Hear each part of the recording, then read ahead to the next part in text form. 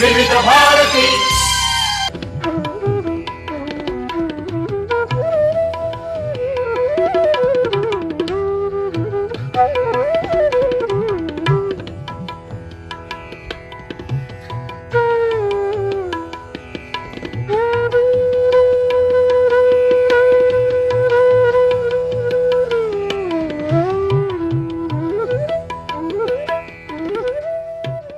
Studio में आज हमारे साथ हैं जानी मानी गायिका उषा मंगेशकर। बहुत बहुत स्वागत है आपका हमारे स्टूडियो में। नमस्कार। नमस्कार।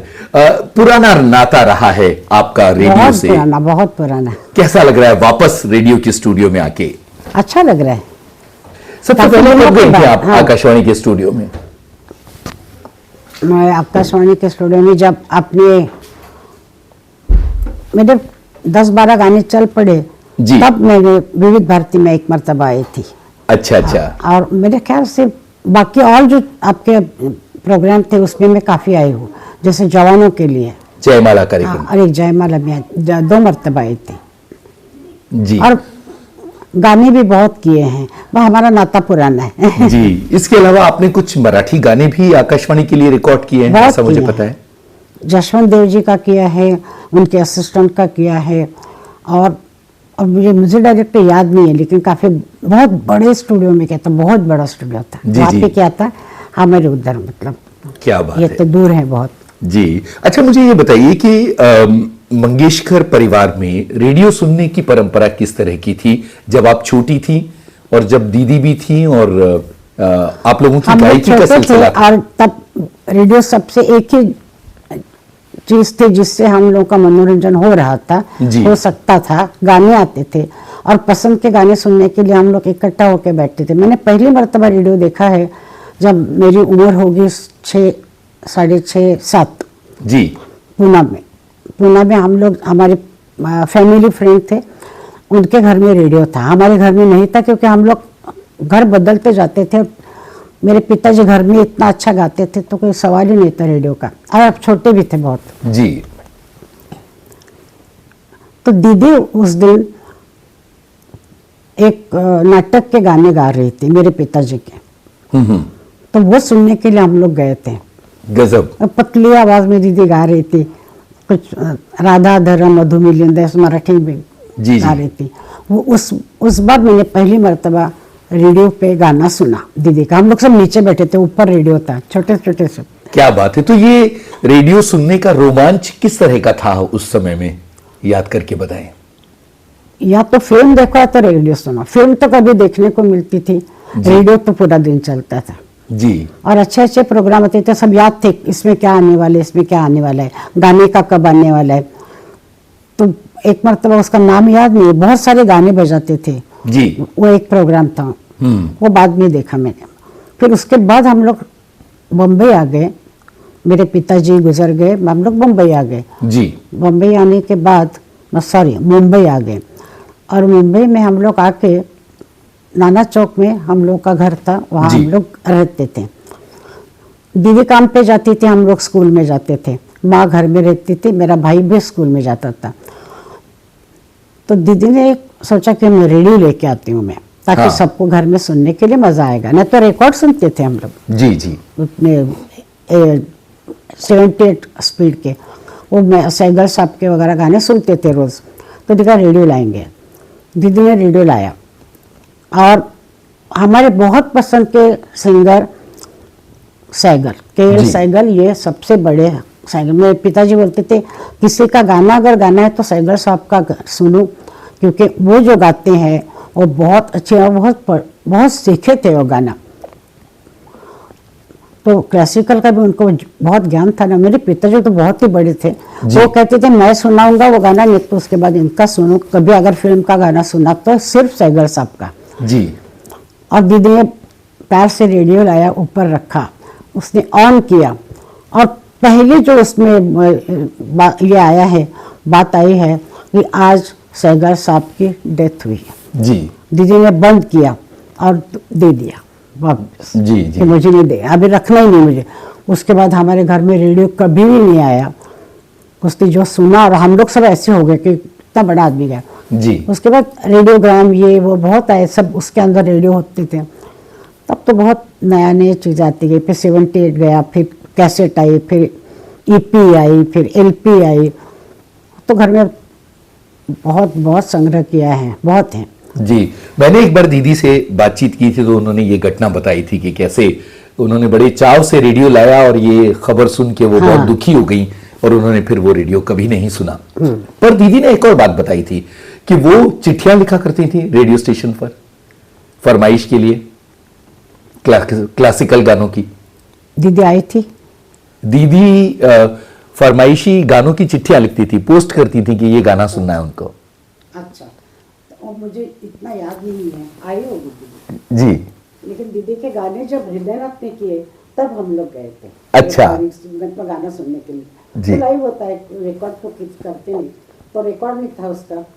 फिर रेडियो से हम लोगों ने काफी पूछा, तो अभी किसी के पास आए हैं गाने में, जी। तो नहीं है तो उस वक्त बहुत पुरानी बात है। केशवराव भोले थे उस वक्त, वो भी गाते थे, उनको गाना समझ में आता था। जी जी। तो हृदयनाथ का एक गाना था आशा तय का, बराबर नहीं आ रहे, बिल्कुल ठीक है। तो दीदी का आशा दी का एक गाना था चांदनी शिल्पित जैसी। जी जी। हाँ? तो वो गाना उसके मेरे पिताजी के स्टाइल से गाती और तामिल उस स्टाइल का गाना बनाया था। दीदी के दो गाने थे, कशी काळ नागिणी और दूसरा याद नहीं मुझे नाम। तो ऐसे गाने दीदी ने मतलब कि देखे हमने के गाते हैं यहाँ पे। उसके बाद तो काफ़ी क्लासिकल सिंगर्स के भी बहुत है आपके पास, बहुत ही खजाना है। बिल्कुल। और जो सितार हैं, रविशंकर जी है, बड़े गुलाम अली है, काफ़ी लोगों के हैं। तो कभी कभी सुनते थे हम लोग को, क्लासिकल का कोई प्रोग्राम आता था उसमें। तो रेडियो का हमारा नाता काफी पुराना है। कितनी प्यारी बात है। और हमने चूंकि कुंदनलाल सहगल का जिक्र किया कोई गाना तो यहाँ मैं तो उनकी पिक्चर एक जिंदगी नाम की फिल्म थी जो जल गई, ऐसा जी सुना। जी जी। हाँ? तो उनके गाने कहाँ गए? तब पिक्चर में गाने होते थे और रिकॉर्ड है हमारे पास, बिल्कुल। लेकिन सारी की सारी नहीं। उनका एक गाना मुझे बहुत अच्छा लगता था, मैं क्या जानूं क्या। जहाँ तो बचपन के दिनों की और रेडियो से जुड़ी हुई स्मृतियों की हो रही है, हमें ये पता है कि आपका जन्म दीदी के जन्म की तरह इंदौर में हुआ था। बाद में कभी इंदौर जाना हुआ? इंदौर से जुड़ी कोई स्मृतियां हैं? मौसी थी ना वहाँ पे, हाँ हाँ तो हम लोग काफी जाते थे मौसी में। जी। बचपन में भी जाती थी? 9-10 साल की थी तब से जाते थे। क्या यादें हैं उस शहर से जुड़ी हुई? नहीं, उसमें हम लोग इंदौर की सबसे बड़ी याद तो है कि वहाँ का वो शराब खाना खाना मिलता है जी। अजीब अजीब चीजें मिलती है। वो ऊपर फेंकते हैं कचौरी कचौरी वगैरह, वो जी। सब देख जोशी के बड़े। हाँ, बहुत पहले के बात बोल रही हूँ मैं आपको, जी ये 40s की बात बोल रही हूँ। जी तब जी। जाते थे, फिर जब तक मौसी थी तब तक जाते थे। जी। मौसी गुजर गई तब बंद हो गया। दीदी भी जाती थी? दीदी काफी जाती थी, बहुत। अच्छा। और वो सब बताते थे कि दत्ता जी का जन्म इस मोहल्ले में हुआ है, जी जी। इस मोहल्ले में। जी जी। अभी है कि नहीं मालूम नहीं। उसके बाद गए नहीं हम लोग, मतलब मेरी माँ गुजरने के बाद और मौसी जाने के बाद नहीं गए। जी। बचपन में आपकी और दीदी की शरारतें किस तरह की होती थी? नहीं, दीदी सबसे बड़ी और मैं सबसे छोटी हूँ घर में। हाँ। मतलब लड़कियों में तो दीदी से हम लोग थोड़ा सा डिस्टेंस रहते, थोड़ा सा। लेकिन हम लोग जब चारों बहनें खेलती थी, भाई तो छोटा, मुझसे भी छोटा, और उसका पैर खराब था, उसको तकलीफ थी बहुत, तो हम लोग सब खेल खेलते थे। जी। मतलब उस वक्त अभी के खेल और में बहुत फर्क है। बिल्कुल। हम लोग रास्ते पे जाके पकड़ा पकड़ी बोलते हैं ना उसको, वो करते थे, लंगड़ी खेलते थे, फिर रस्सी की वो करते थे, क्या करते पूरी, फिर झूले पे झूलना, फिर अंताक्षरी खेलना, इस तरह के खेल हम लोग बहुत खेलते थे। एक बार मेरी सुलोचना जी से बात हो रही थी, सुलोचना लाटकर जी से, तो उन्होंने बताया था कि दीदी और वो बड़ी साइकिल चलाया करती थी। हाँ, साइकिल दीदी बहुत अच्छे चलाती थी। अच्छा। बहुत। दीदी और आशा थी। हाँ। हाँ, मुझे कभी भी नहीं आई। अमीनाथी डरती थी अरे साइकिल ले चलती थी, क्योंकि हम लोग कोल्हापुर में थे तब। जी बिल्कुल। कोल्हापुर में जितने लोग हैं उतनी भैंसें भी थी। ओ। और रास्ते पे बड़े बड़े 10-10 12-12 आती थी। तब उनको देख के मीनाथी डरती गिर जाती थी। अच्छा। तो आगे क्या होगा। जी तो जी उसके बाद ही कर दिया कि साइकिल जी। चला। लेकिन धीरे चलाती थी वो, और बढ़िया चलाती थी। बहुत बढ़िया। आशा थी तो और भी बढ़िया।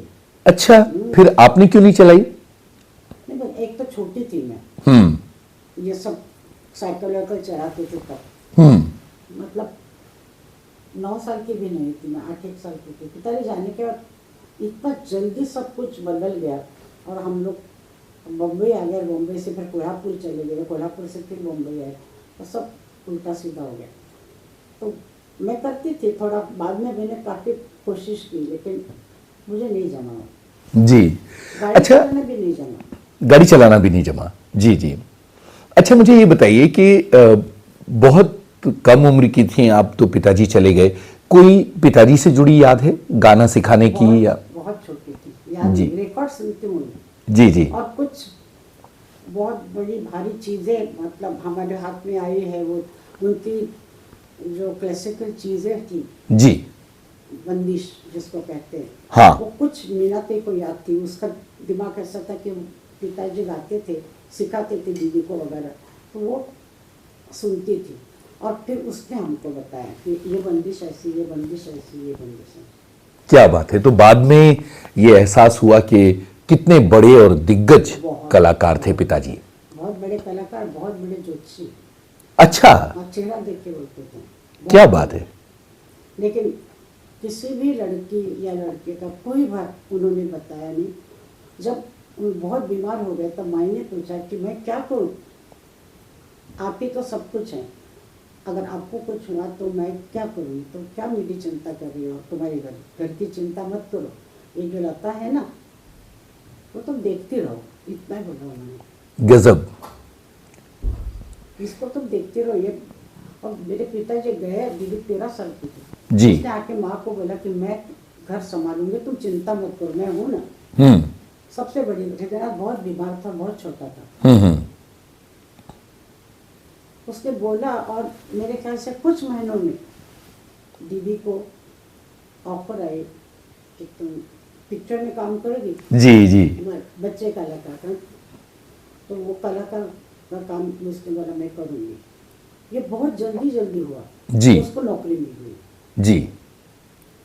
और फिर उसने मास्टर विनायक उनके कंपनी में, फिर उन्होंने अपनी खुद की कंपनी खोली, ये पुणे में हुआ। जी जी। पिक्चर बनी पहली मंगड़ागढ़, जिसका गाना जिनके पास, मतलब इनके पास है, आपके रिकॉर्ड है। जी। तो उसके बाद हम लोग कोल्हापुर चले गए, तब ये साइकिल वाटर की बात हुई। अब फिर दीदी काम करती थी, तो 2-3 पिक्चर उसने की, माजरबाड़ा किया, जिसमें एक गाना हम सब ने गाया है। हाँ बिल्कुल गए। हाँ। और मैं बहुत छोटी हूँ उसमें, इतनी सी लग रही है। उसके बाद में और एक फिल्म की उसने, दामुन्ना मालवणकर उनके साथ में जी। काम कर रहे थे उसके साथ। जी। उसके बाद उन्होंने अपनी कंपनी को, प्रफुल्ल कंपनी थी उनकी, उनको उठा के फिर वो हम लोग पूरी कंपनी बम्बई लेके आए। फिर हम लोग बम्बई में उन्होंने जहाँ जहाँ हम लोग का काफ़ी लोग थे ना, 20-25 उनके काम करने वाले, और हम लोग तो बड़ी बड़ी जगह उन्होंने ढूंढी, सबको रखा बराबर। नाना चौक में बहुत बड़ी जी जी। बहुत बड़ी जगह थी। और उस जमाने में जैसे घर होते थे वैसे थी, उसमें हम लोग रह गए और थोड़ा सा सुधार करके रहते थे। मंदिर सामने था। जी जी। मंदिर के इस तरफ हम लोग रहते थे और बीच में बगीचा था, बहुत अच्छा था। आपके गाने की शुरुआत किस तरह से हुई और कब हुई? मतलब परिवार में किस तरह से गाने की शिक्षा आपको दी गई? परिवार में किसी ने गाने की शिक्षा नहीं दी, क्योंकि सब किसी ने इतना गाना नहीं सीखा था। हालांकि दीदी ने भी नहीं, दीदी ने 2-3 गुरुओं से गाना सीखा। एक तो आमन अली खान साहब जी। भिंडी बाजार वाले, वो भी बम्बई में सीखा काफ़ी दिन तक। उसके बाद में अमानत खान साहब के पास सीखा, लेकिन बहुत 10-10 साल का रियाज होना चाहिए तब जाके क्लासिकल गाती। उतना रियाज करने को टाइम नहीं था क्योंकि उसको घर चलाना था। जी। तो फिल्मों में गाना शुरू किया और उसको फिर आप सबको मालूम है वो रुकी नहीं थे। बिल्कुल। और नाम होता गया सब बहुत अच्छा हुआ कि दीदी ने अपने पूरे परिवार को एकदम लाइट में लाया। दुनिया की जितने भी मतलब हम लोग बड़े कलाकार की बहनें हैं और बेटियां हैं, ये सब दुनिया को दिखा दिया उसने। बिल्कुल बिल्कुल। उसको पहली बार बोले, उसको बहन बोले या माँ बोले, मेरे समझ में नहीं आता, तो हम लोग माँ ही बोलते उसको, माँ बाप दोनों नाम दिए उसको। जी बिल्कुल सही कह रहे हैं आप। पहली बार दीदी को जब पर्दे पर एक्टिंग करते हुए देखा तो कैसा लगा था आपको? इतनी छोटी सी थी दीदी। मैंने स्टेज पे देखा था ना उसको नाटक के काम में। अच्छा। मैं बहुत छोटी थी, मैं सो गई बाद में। हाँ। तो ये देखा था मैंने। जी। और उसके बाद में मेरे पिताजी के नाटक एक नाटक में मैं थी, उनके साथ में बैठी थी, वो थोड़ा सा याद है। तो एक्टिंग करना उस वक्त ऐसा कुछ नहीं था कि नई बातें। जी। और दीदी को जब देखा पहली बंगड़ागढ़ में तो अच्छा लगा बहुत। फिर माजरबाड़ में भी बहुत अच्छी लगी। फिर दूसरी सब पिक्चरें हम लोगों ने देखी, उसके साथ हम लोग जाते थे शूटिंग में, सब शॉट वगैरह देखते थे। तो कुछ नई बात नहीं थी हमारे लिए। जी। नाना चौक में जब आप लोग बस गए और एक तरह से मुंबई में जमने का संघर्ष शुरू हुआ, वो कितने मुश्किल दिन थे? दीदी को मुश्किल, आप उस जमाने में कोई मुश्किल नहीं लगती थी। जी। पैदल चलना कोई खराब नहीं था। हम लोग फिर सिनेमा देखने जाते थे माँ के साथ, माँ भी पैदल चल के जाती सब। माँ तो कभी भी नहीं कोई गाड़ी में बैठे, ऐसा कुछ नहीं। और दीदी को स्टेशन जाके ट्रेन पकड़ के अंधेरी आना है, मालाड आना है, मालाड में खासकर ज़्यादा होता था। जी। ऐसी जगह पे आती थी, वहाँ बग्गी होती थी स्टूडियो की, बग्गी में बैठ के जाती थी। तो कभी कभी हम लोग भी जाते थे। तो एक गाने के रिहर्सल मैंने सुनी है, आएगा आने वाला। अरे गजब। महल फिल्म के इस गाने की रिहर्सल सुनी है आपने? तो ये बॉम्बे टॉकीज के स्टूडियोज में आई थी आप मलाड में? और मैंने दीदी को कहा कि मुझे, अशोक कुमार उस वक्त रिटायर्ड हो गए थे, बहुत मोटे हो गए थे। अच्छा। वहाँ काम नहीं कर रहे थे। फिर उन्होंने ये थोड़ा पतला हो कि आएगा आने वाला, उसमें काम किया महल में। तो मैंने दीदी को कहा मुझे अशोक कुमार जी को देखना है। अच्छा। तो उस दिन मैं नीचे उतर के आई, तो जो स्टूडियो था जहाँ पे रिकॉर्डिंग होती थी वो फ्लोर पे होती थी। जी। स्टूडियो अलग नहीं होता था। जी जी। और रिकॉर्ड करने वाले इंसान बूथ में बैठते थे, जी। कांच के। जी। और सब कलर पड़े हैं, झाड़ लगे हैं, झूठे, और ऐसे इसमें रखते थे, आवाज़ नहीं करना, ऐसा उनका रूल था। तो मैं नीचे गई तो वो स्टूडियो के दरवाजे में, मतलब बड़े फ्लोर के दरवाजे में ऐसे हाथ करके खड़े थे। तो मुझे बहुत खुशी हुई देख के। अभी जो से किसी हीरोइन को देखते हैं खुश होते हैं वैसे जी। मैं एकदम खुश हो रहा हूँ। दीदी मैंने देखा अशोक कुमार जी को, सफ़ेद शर्ट था उनके हाथ। और फिर अचानक मैंने मास्टर गुलाम हैदर को देखा। हालांकि दीदी ने गाया था उनके पास, लेकिन मैं नहीं गई थी। अच्छा। तो मैंने उनको नहीं देखा था। तो अचानक वो कोट वोट पहन के, और वो हमेशा काला कोट और पैंट पहनते थे, ऐसा सुना था। तो उनको देखा कि वो ऐसे अंदर जा रहे थे, लेकिन उनकी रिकॉर्डिंग में नहीं गई मैं। आएगा आने वाला, और उसके पहले जो फर्स्ट गाना दीदी ने रिहर्सल किया था, हरीश चंद्र बाली उनके म्यूजिक डायरेक्टर थे जी। बहुत ही अच्छा था। शेर पे गाना था,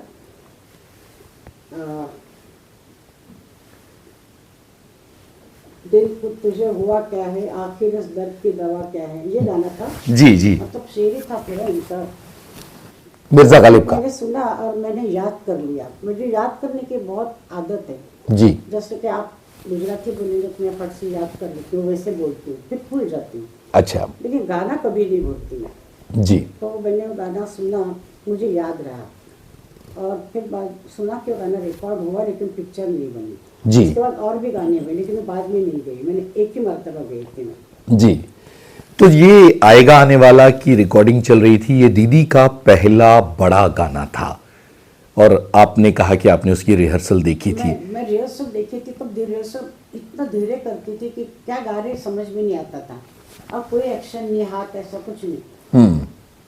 हमको सब उसकी आदतें मालूम थी, मुझे मालूम था कि ये क्या गाने वाली हूँ, जी। सुनाती भी कभी कभी, और इतना विश्वास था कि ये गाएगी वो बराबर गाएगी, इसमें कोई बचपन से सुन रहे मेरे पिताजी को, कोई पिताजी याद नहीं, लेकिन इसको ये याद है। बिल्कुल।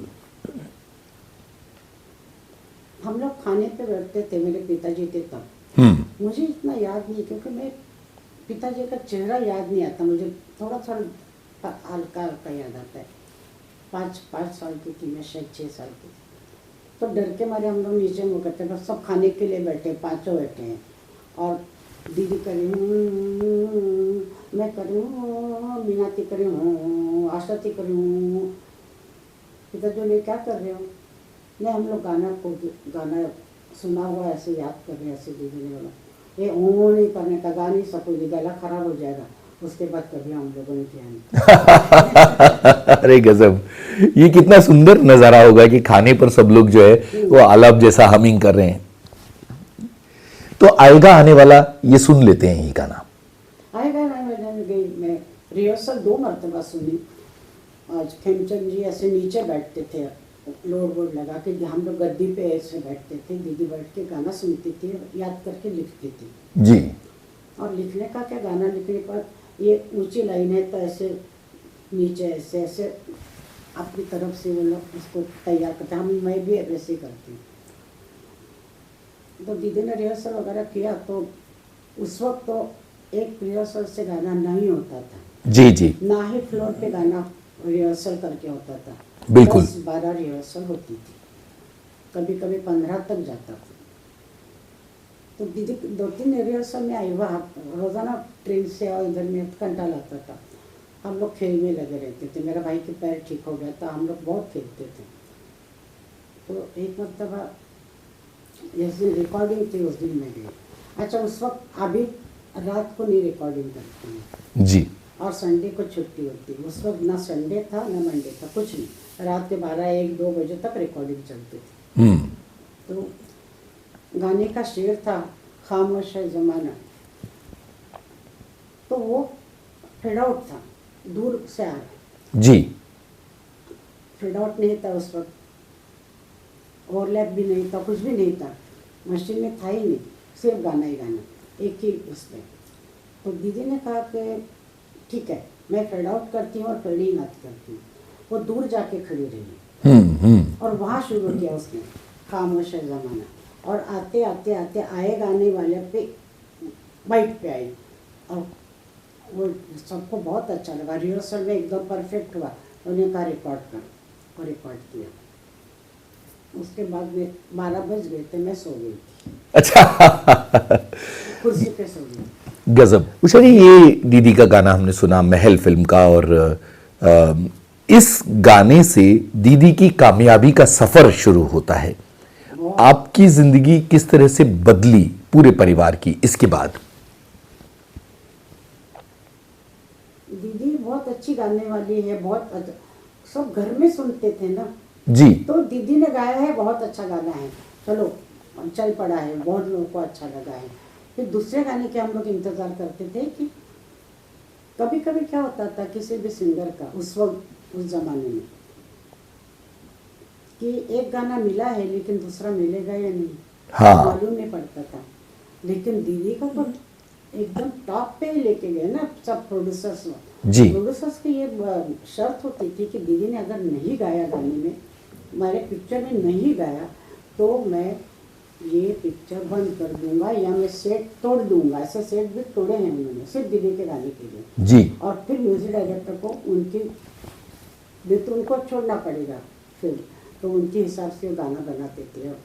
उसके बाद दीदी के साथ जैसे दीदी का नाम ऊपर गया वैसे म्यूजिक डायरेक्टर भी आते गए, जैसे नौशाद साहब, उनका पहली पिक्चर दीदी को बहुत अच्छे गाने चले जी। लाडली वगैरह तो सब गाने बहुत चले। उसके बाद भी मदन जी आए, मदन मोहन जी आए, और मदन मोहन जी के पहले गाने से भी नाम ही हो गया। और जैसे जैसे आगे आती गई वो वैसे वैसे नाम बढ़ता गया। अब मेरा जो क्या हुआ कि मैं गाती थी, सब गाती, कौन नहीं गाता, माँ छोड़ के सब गाती थी। तो मैं दीदी का गाना कॉपी करने की कोशिश करती थी। छोटी थी वो, बहुत बड़ी नहीं थी। मैं गाना गाती थी, मैं दीदी जैसा नहीं हो रहा है मेरा गाना, मैं नहीं गाऊंगी। अब मैंने ये पकड़ लिया कि मैं नहीं गाऊंगी। फिर भी सबको बचा के, किसी की नज़र नहीं लगे, और मैं बाहर जाके, हमारे पहचान के सोलांगपुर करके मुझे डायरेक्टर थे जी। उनको कहा मेरे ट्रायल लो। उन्होंने ट्रायल ली, बोलती नहीं तुम्हारा गाना बच्चे जैसा लगता है, तो हीरोइन का गाना गा ही नहीं सकते। लगता है मेरा बच्चा, क्या करूँ मैं।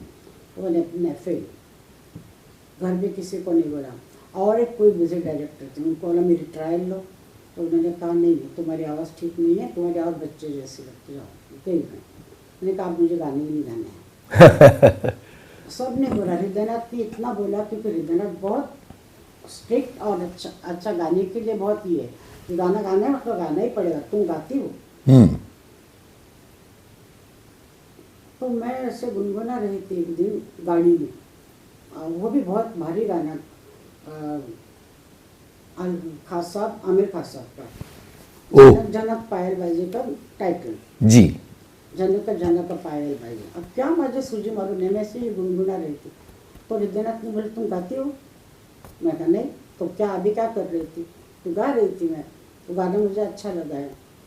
अच्छा तो गाती है ना। उसने प्रोग्राम में मुझे लिया, उनको गाना पड़ेगा, मुझे मालूम नहीं कुछ भी नहीं। ये सुरील कला केंद्र वाले आयोजन में बाद में, बहुत बाद में, पहले के बाद ही। अच्छा। बहुत छोटी थी, घाघरा चोली पहन के गई थी और छोटी लगती थी जी जी, और आवाज भी छोटी थी। तो उन्होंने मुझसे गवाया गाना, एक प्रोग्राम गवाया। तो धीरे धीरे एक दो प्रोग्राम छोटे छोटे ऐसे मैंने गाए, हृदयनाथ के और बाहर किसी के नहीं। और मेरा गाना कहाँ से सुना मालूम नहीं, श्री रामचंद्र जी हमारे घर पे आना जाना, उस वक्त ये माहौल नहीं था, अलग था, सब घर के जैसा था। जी जी, वो घर पे आके बोलते थे, माई को बोलते थे, माई मेरे लिए दाल बनाइए, आपके हाथ की दाल मुझे बहुत अच्छी लगती है। वाह वाह। पुलाव बनाइए, माई पुलाव बहुत अच्छा बनाती थी। मतलब इस तरह का वहाँ था। मैं मदन मोहन जी आके बैठते थे, रोशन जी आके बैठते थे, काफ़ी लोग आते थे। और कभी ये खाइए, कभी पोहे बनाइए, ऐसे चलता था घर में, घर के जैसा, माँ से बात कर रहे सब। तो उन्होंने मुझे कहा तू गा, मैंने कहा मैं नहीं गाऊंगी। क्यों नहीं गाएगी? मैंने कहा मुझे नहीं गाना है, और मैं भाग गई बाहर। तो उन्होंने मेरे ताड़देव में मेरी गाड़ी के सामने गाड़ी लाई, उनकी लाल रंग की गाड़ी थी। मुझे कहा तुमको गाना पड़ेगा, नहीं तो मैं तुम्हारे ऐसे ही पीछा करूँगा। ठीक है, मैंने कहा मैं गाती हूँ। छोटी बच्ची का ही गाना है मेरे पास। क्या बात है। अन्ना मतलब भी शांताराम जी की लड़की राजेश्वरी छोटी थी, तो उसका एक बच्ची का रोल था। तो उसमें एक गाना था, अपने भाभी को चिढ़ाती है जी। तो ये मेरी भाभी है, मेरी भाभी है। तो मैंने गाया, सबको बहुत अच्छा लगा, बोलते अच्छा गाना है, बच्चे को एकदम बराबर फिट हो रहा है। मैंने कहा अच्छा है। उसके बाद उन्होंने कहा कि गाओ। अब तो नायडू साहब जिन्होंने आज़ाद पिक्चर बनाई थी, बड़ा बहुत अच्छा आदमी, एकदम ऐसा बातचीत करना और सब, घर पे आए।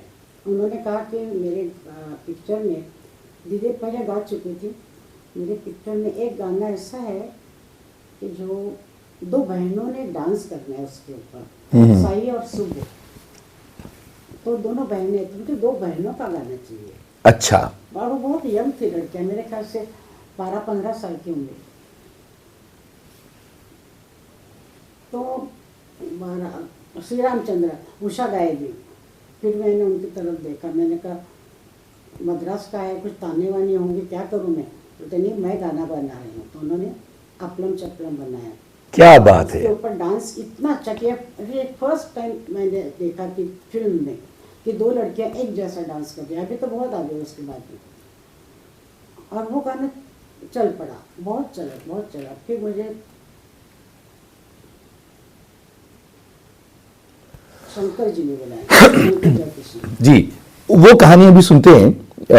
इस गाने ने आपको एक तरह से लोकप्रियता दी होगी। हाँ। और मेरा कॉन्फिडेंस मिला जी। और श्री रामचंद्र की वजह से ये हुआ कि फिल्मों में आपका गाना शुरू हो गया, लोगों ने पहचाना कि भाई उषा मंगेशकर भी गाती हैं, इस परिवार की एक और गायिका है। आशा जी भी गाती हैं, लता जी भी गाती हैं, उषा जी भी गाती हैं। तो जब अपलम चपलम का ऑफर आया तो जाहिर है लाइव ऑर्केस्ट्रा का जमाना था। हाँ, दीदी के साथ और पूरे ऑर्केस्ट्रा के साथ इतना बड़ा गाना गाने का अनुभव कैसा था? आपको कुछ घबराहट हो रही थी? दीदी के काफी रिकॉर्डिंग में हम लोग जाते थे तो हमको मालूम था कैसा चलता है। हाँ। और फ्लोर पे भी जाते थे, बाद में स्टूडियो हो गए तो हम लोग स्टूडियो में जाके देखते थे, म्यूजिशियन बन जाते, हम लोग अंदर बैठते थे। और कभी कभी दीदी ने अगर गाया तो एक तान ली दीदी ने, तो मैं सोचती थी ये तान दीदी इससे बहुत अच्छा लेती है, ये अच्छी है लेकिन वैसी नहीं है जैसे हमने सुनी है। वाह। और दीदी को दीदी तुम इससे अच्छा ले सकती हो, कट करो, कट करती थी मैं। और फिर दूसरे टेक में वैसे लेती थी। क्या बात है। मतलब ये एक मरतबा ऐसे हुआ था। कभी कभी दीदी इतना अच्छा गाती थी कि हम लोग कुछ बोलते ही नहीं थे, बहुत सुनते थे सिर्फ। मैं गाने की कोशिश करती थी लेकिन मैं गा नहीं सकती थी। लेकिन अपलम चपलम में एक मजा आया इसमें जी। कि लोगों ने जब सुना, म्यूजिक डायरेक्टरों ने, तो मुझे चित्रगुप्त जी ने कहा कि हम लोग शर्त लगाते थे म्यूजिशियंस के साथ, सबके साथ, कि मैं गाना बजाता हूँ और तुम बोलो किसने कौन सी लाइन गाई है। वाह। तो समझ में नहीं आता था किसी को कि पहले मैंने गाई, दीदी ने गाई। और मैं तो दीदी से तो डरती थी ही नहीं, बिल्कुल बिल्कुल। घर उसी ने पकड़ के खड़ा किया था और वो गाती रहती थी और अच्छा गाती थी, बहुत ही अच्छा। तो घर में क्लासिकल वो सीखती थी तो बहुत अच्छा। तब मैंने कहा दीदी ये लाइन ऊंची जा रही है, बड़ा दगा देने वाला कैसे दगा दे जाता, आलाप वगैरह है। मैंने कहा मैं ये नहीं गाने वाली हूँ, तो मुझे ही नहीं आता, तो ऐसा कर तू गा दे। उसने बोला अच्छा ठीक है मैं गाती हूँ। मतलब घर के जैसा बिल्कुल कंफर्टेबल, मैं कुछ भी नहीं लगता था मुझे जी। मैं सिर्फ एक मरतबा डरी थी, दीदी के साथ ही गाना था, लेकिन वो अली अकबर जी का था। अली अकबर जी इतने बड़े सरद वादक, बिल्कुल। वो कुछ ना कुछ एकदम होगी गाने में, मैं कांप रही थी कैसे होगा गाना। ये फर्स्ट टाइम मैं डरी थी, बाकी मैं किसी से नहीं डरी, कोई भाषा से नहीं। भूपेन हजारिका गाने तो एक मरतबा रिहर्सल में गाए हैं मैंने। अच्छा, ये अली अकबर खान साहब वाला गाना कौन सा था? कोई शंकर खान नाम की कोई फिल्म थी जी। मुझे मालूम नहीं, मैंने ना फिल्म देखी ना गाना याद है मुझे। मैं तो प्रसंग ही याद है मुझे कि मैं डर गई थी बहुत। जी। लेकिन गाना सीधा था, दीदी का साथ डुएट था तो कोई चिंता नहीं थी, जरा दीदी तू गा दे ऐसा मैं करती थी। क्या बात है। और अपलम चपलम इतना हिट हो गया, पूरे देश में गली गली में इस गाने की चर्चा हुई। कैसा लगता था आपको कि आपका भी इतना नाम हो रहा है? नहीं, अच्छा अपलम चपलम होने के बाद मुझे टाइम ही नहीं था, इतने मुझे ऑफर आ रहे थे। वाह वाह। खास करके चित्रगुप्त जी के बहुत बहुत गाने गाए मैंने उनकी वजह से मैं ये सीख गई कि माइक का पोजीशन कैसे होना चाहिए, कौन से इसमें फ्लॉप आता है, कौन सा पीछे जाना चाहिए, कब ऐसे करना, मुंह घुमाना चाहिए। ये सारी बातें सीखी, दीदी से भी बहुत सीखी, उनसे काफ़ी सीखी। हिंदी, वो हिंदी के बहुत बड़े प्रोफेसर जैसे थे। बिल्कुल। ये हिंदी ऐसा होना चाहिए, हिंदी का ये तुम सुनो। फिर भोजपुरी ऐसा, उनके भोजपुरी गाने भी मैं 7-8 गाए। जी हाँ, गाए मैंने, बिल्कुल। तो उनको मैं कभी भूलूंगी नहीं। उनकी वजह से मैं निडर होके गाना शुरू किया मैंने। क्या कोई भी बात। गाना, कोई भी भाषा, कुछ नहीं लगता था। आप बता रही थी कि उसी दौर में शंकर जयकिशन ने आपको ऑफर दिया गाने का। वो गाना अभी चला तो था उस वक्त, जी। थी हमारी किस्मत, वो गाना चला था। मेरी ये हालत हो गई थी कि मैं कैसे गाऊँ, उर्दू है। शंकर जी आप उर्दू सिखाएंगे? तो नहीं, मैं तो उर्दू नहीं जानता हूँ। रिकॉर्डिंग में जी। फ्लोर पे आर के स्टूडियो में हम लोग बैठे हैं, जी। उन्होंने गालीचा डाला है, जी। शंकर जी हारमोनियम बजा रहे हैं, बाजू में पंडित राम नारायण सारंगी बजा रहे हैं और एक प्रभाकर नाम का तबला बजा रहा है। बस इतने म्यूजिशियन थे और मुझे एक अंतरा गाना था, बस इसके बाद नहीं। जी। तो मैंने उनका शंकर जी मुझे बताइए ना क्या करूँ, मैं उर्दू मुझे नहीं आती है। तो उन्होंने कहा मुझे तो नहीं आती है। तो मैंने कहा राम नारायण जी, पंडित जी आप मुझे बताइए उर्दू कैसे बोलते हैं। बोलते मुझे भी नहीं आती उर्दू। मैं तो बनारस के वगैरह भाषा जानता हूँ, तुम तो क्या करो। तो मैंने देखा प्रभाकर तो मराठी था, मैंने कहा इसको तो ज़रा भी नहीं आएगी, लेकिन रिकॉर्डिंग बूथ में अत्ताउल्ला खान बैठे। अच्छा।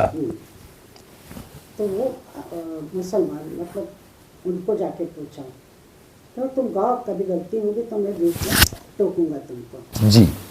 अताउल्ला खान टीपू सुल्तान सेठ की जो आग लगी थी उसमें गए।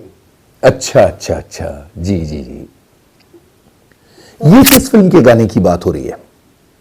मैं नशे में हूँ। अच्छा अच्छा, क्या बात है। तो यहाँ शंकर जयकिशन के साथ? हाँ, शंकर जयकिशन के ज़्यादा नहीं गाया मैंने, शंकर के साथ, जयकिशन के साथ नहीं कभी। जी। दोनों अलग अलग करते थे, म्यूजिक नाम दोनों का एक साथ जाता था। तो ये गाना मैंने गाया। उसके बाद वो सेट पे राज कपूर में, राज कपूर जी हीरो थे और एक लड़की, मतलब उसका नाम भूल गई मैं, अच्छी एक्ट्रेस थी, वो गाना गा रही ऐसे दिखा, तो वो गाती है नथिया में। तो उसके बाद मुकेश जी का गाना था, चलता था। तो जब उन्होंने सुना कि ये स्टार्ट है, इसके बाद मुझे लिप मूवमेंट देनी है, तो उन्होंने दीदी को फ़ोन करके कहा कि ये बहुत अच्छा गाती है, इसको लेके आओ सेट पे। और नज़दीक हमारे बाजू में सेट था जी। तो हम लोग सेट पे गए, दीदी लेके गए। मुझे कहा, मुझे उषा बोलती, उषा ये बहुत अच्छा गाया। मुझे कहा, मैं कुछ बोला ही नहीं, मैंने कभी बात नहीं करती थी। अच्छा। कभी मैंने उनके राज कपूर जी के साथ बात ही नहीं कभी की, और उनके बर्थडे पे हम लोग जाके बैठते थे, लेकिन मैं चुपचाप कोने में बैठती थी। तो मैं बहुत अच्छा गाया है, तुम गाओ गाओ और गाओ। मैंने कहा ठीक है। उसके बाद फिर राज कपूर जी को, दीदी को मैंने बोला, दीदी को मुझे पेंटिंग सीखनी है, और एम.आर. आचरेकर उनके आर्ट डायरेक्टर। हाँ, जो पोस्टर्स और वो सारी चीजें। मेकअप के साथ आए स्टूडियो में, हमारे एकेडमी में, और उन्होंने कहा, भाव साहब बोलते थे, भाव साहब इसको सिखाइए। गजब। तो मैंने पेंटिंग काफ़ी देर तक 2-3 साल सीखी उनसे। तो आचरेकर आपके गुरु बने? हाँ जी। आचरेकर जी आपके गुरु बने, क्या बात है। कितना मुश्किल था पेंटिंग सीखना? मेरे लिए मुश्किल नहीं था, मैं पहले से मेरे दिमाग में चलता था, और मैं स्कूल में भी सबको पेंटिंग करके देती थी। अच्छा। स्कूल में हम लोगों ने, रिजना छोटा था, 4th में था, मैं 5th में थी, ऐसा कुछ था। तो हृदयनाथ ने कहा कि हम किताब लिखेंगे। अरे वाह। हैंड में, वो बहुत अच्छा लिखता है, बहुत उसका दिमाग बहुत अच्छा है।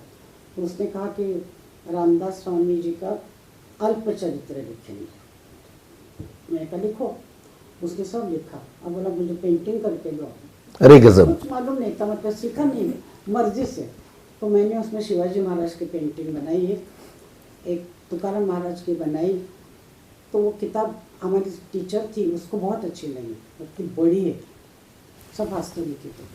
तो उसने उसको बाइंडिंग वगैरह करके रखी थी, फिर वो हृदयनाथ को दी उन्होंने। तो कल परसों कोई लेखक आया था, उसने बोला कि मुझे देखी है, तो उसने देखी है। वाह वाह। तो एक तरह से अपने बचपन में ही आप लोगों ने एक तरह की कॉमिक बुक तैयार कर ली थी, वो क्या बात है। और जब आचरेकर जी ने आपको पेंटिंग सिखाई तो बहुत सारी अलग अलग टेक्निक आपकी समझ में आई होगी, ब्रशेस की। मतलब कोई जैसे स्कूल में हम लोग लिखा हुआ पढ़ते हैं और सीख जाते हैं कि ये लिखा है जी, इसका जवाब क्या है, सब मालूम पड़ता है। वैसे वो लोग, हम लोग करते थे पेंटिंग जी। मॉडल बिठाते थे और मॉडल बनाते थे। तो फिर सबके 3-4 मतलब 8-10 लड़के लड़कियाँ लोग सीख रहे थे, तो सबके पीछे खड़े होकर बोलते थे हाँ ठीक है, उसके बाद तुम्हारे ये ठीक नहीं है, ऐसा ये था। और फिर वो करके बताते थे। वाह। जब वो करते थे तो वो मैंने पिकअप किया, और फिर वाटर कलर मेरे हाथ में बैठ गया जी, जो मुश्किल होता है। और फिर मैंने ऑयल पेंट, स्केचेस, ना पाउडर शेडिंग, जो भी होता है उसमें सब कुछ सीख लिया, और सब कुछ बराबर सीखा जी। मैं ऑयल पेंट भी अच्छा करती हूँ, जैसे कि आपने बोला चाला वाली देश का कवर जी, ऑयल पेंट है। अच्छा, दीदी के कितने रिकॉर्ड्स के कवर आपने बनाए हैं? हृदयनाथ के उतनी, जी, एक तो ज्ञानेश्वर, मिर्जा गालिब जी और मीराबाई के 2, ज्ञानेश्वरी के 2 उतने बनाए हुए हैं। और एक में हम लोगों ने HMB ने आपको ऑफर कहा कि हमको ये बना के दो 4 बहनों का, वो एक किया है मैंने। क्या बात है। बाकी इसके अलावा बहुत पेंटिंग है, मेरी तो किताब छपी है। जी बिल्कुल बिल्कुल। मुझे एक पेंटिंग याद आती है जिसमें दीदी हैं, बाल खुले हुए हैं और शायद वीणा या गुरु जी का है। अच्छा अच्छा अच्छा, क्या बात है। अच्छा, पेंटिंग की कभी एग्जीबिशन लगाई? नहीं, क्यों? मुझे ऐसा लगता था कि मेरे पेंटिंग में कभी है कुछ। जी मैं सिर्फ चेहरे करती हूँ, क्योंकि बाहर जाके लैंडस्केप करना इम्पॉसिबल, मेरा पेडर रोड से जाना दूर और अकेले जाना, तो वो मैंने अवॉइड किया। जब हमारी क्लास जाती थी तब जाके करती थी, लेकिन कम। जी, दीदी के अलावा आपके कुछ गाने आशा ताई के साथ में हैं, उनकी भी बात करते हैं। एक गाना जो चला है जी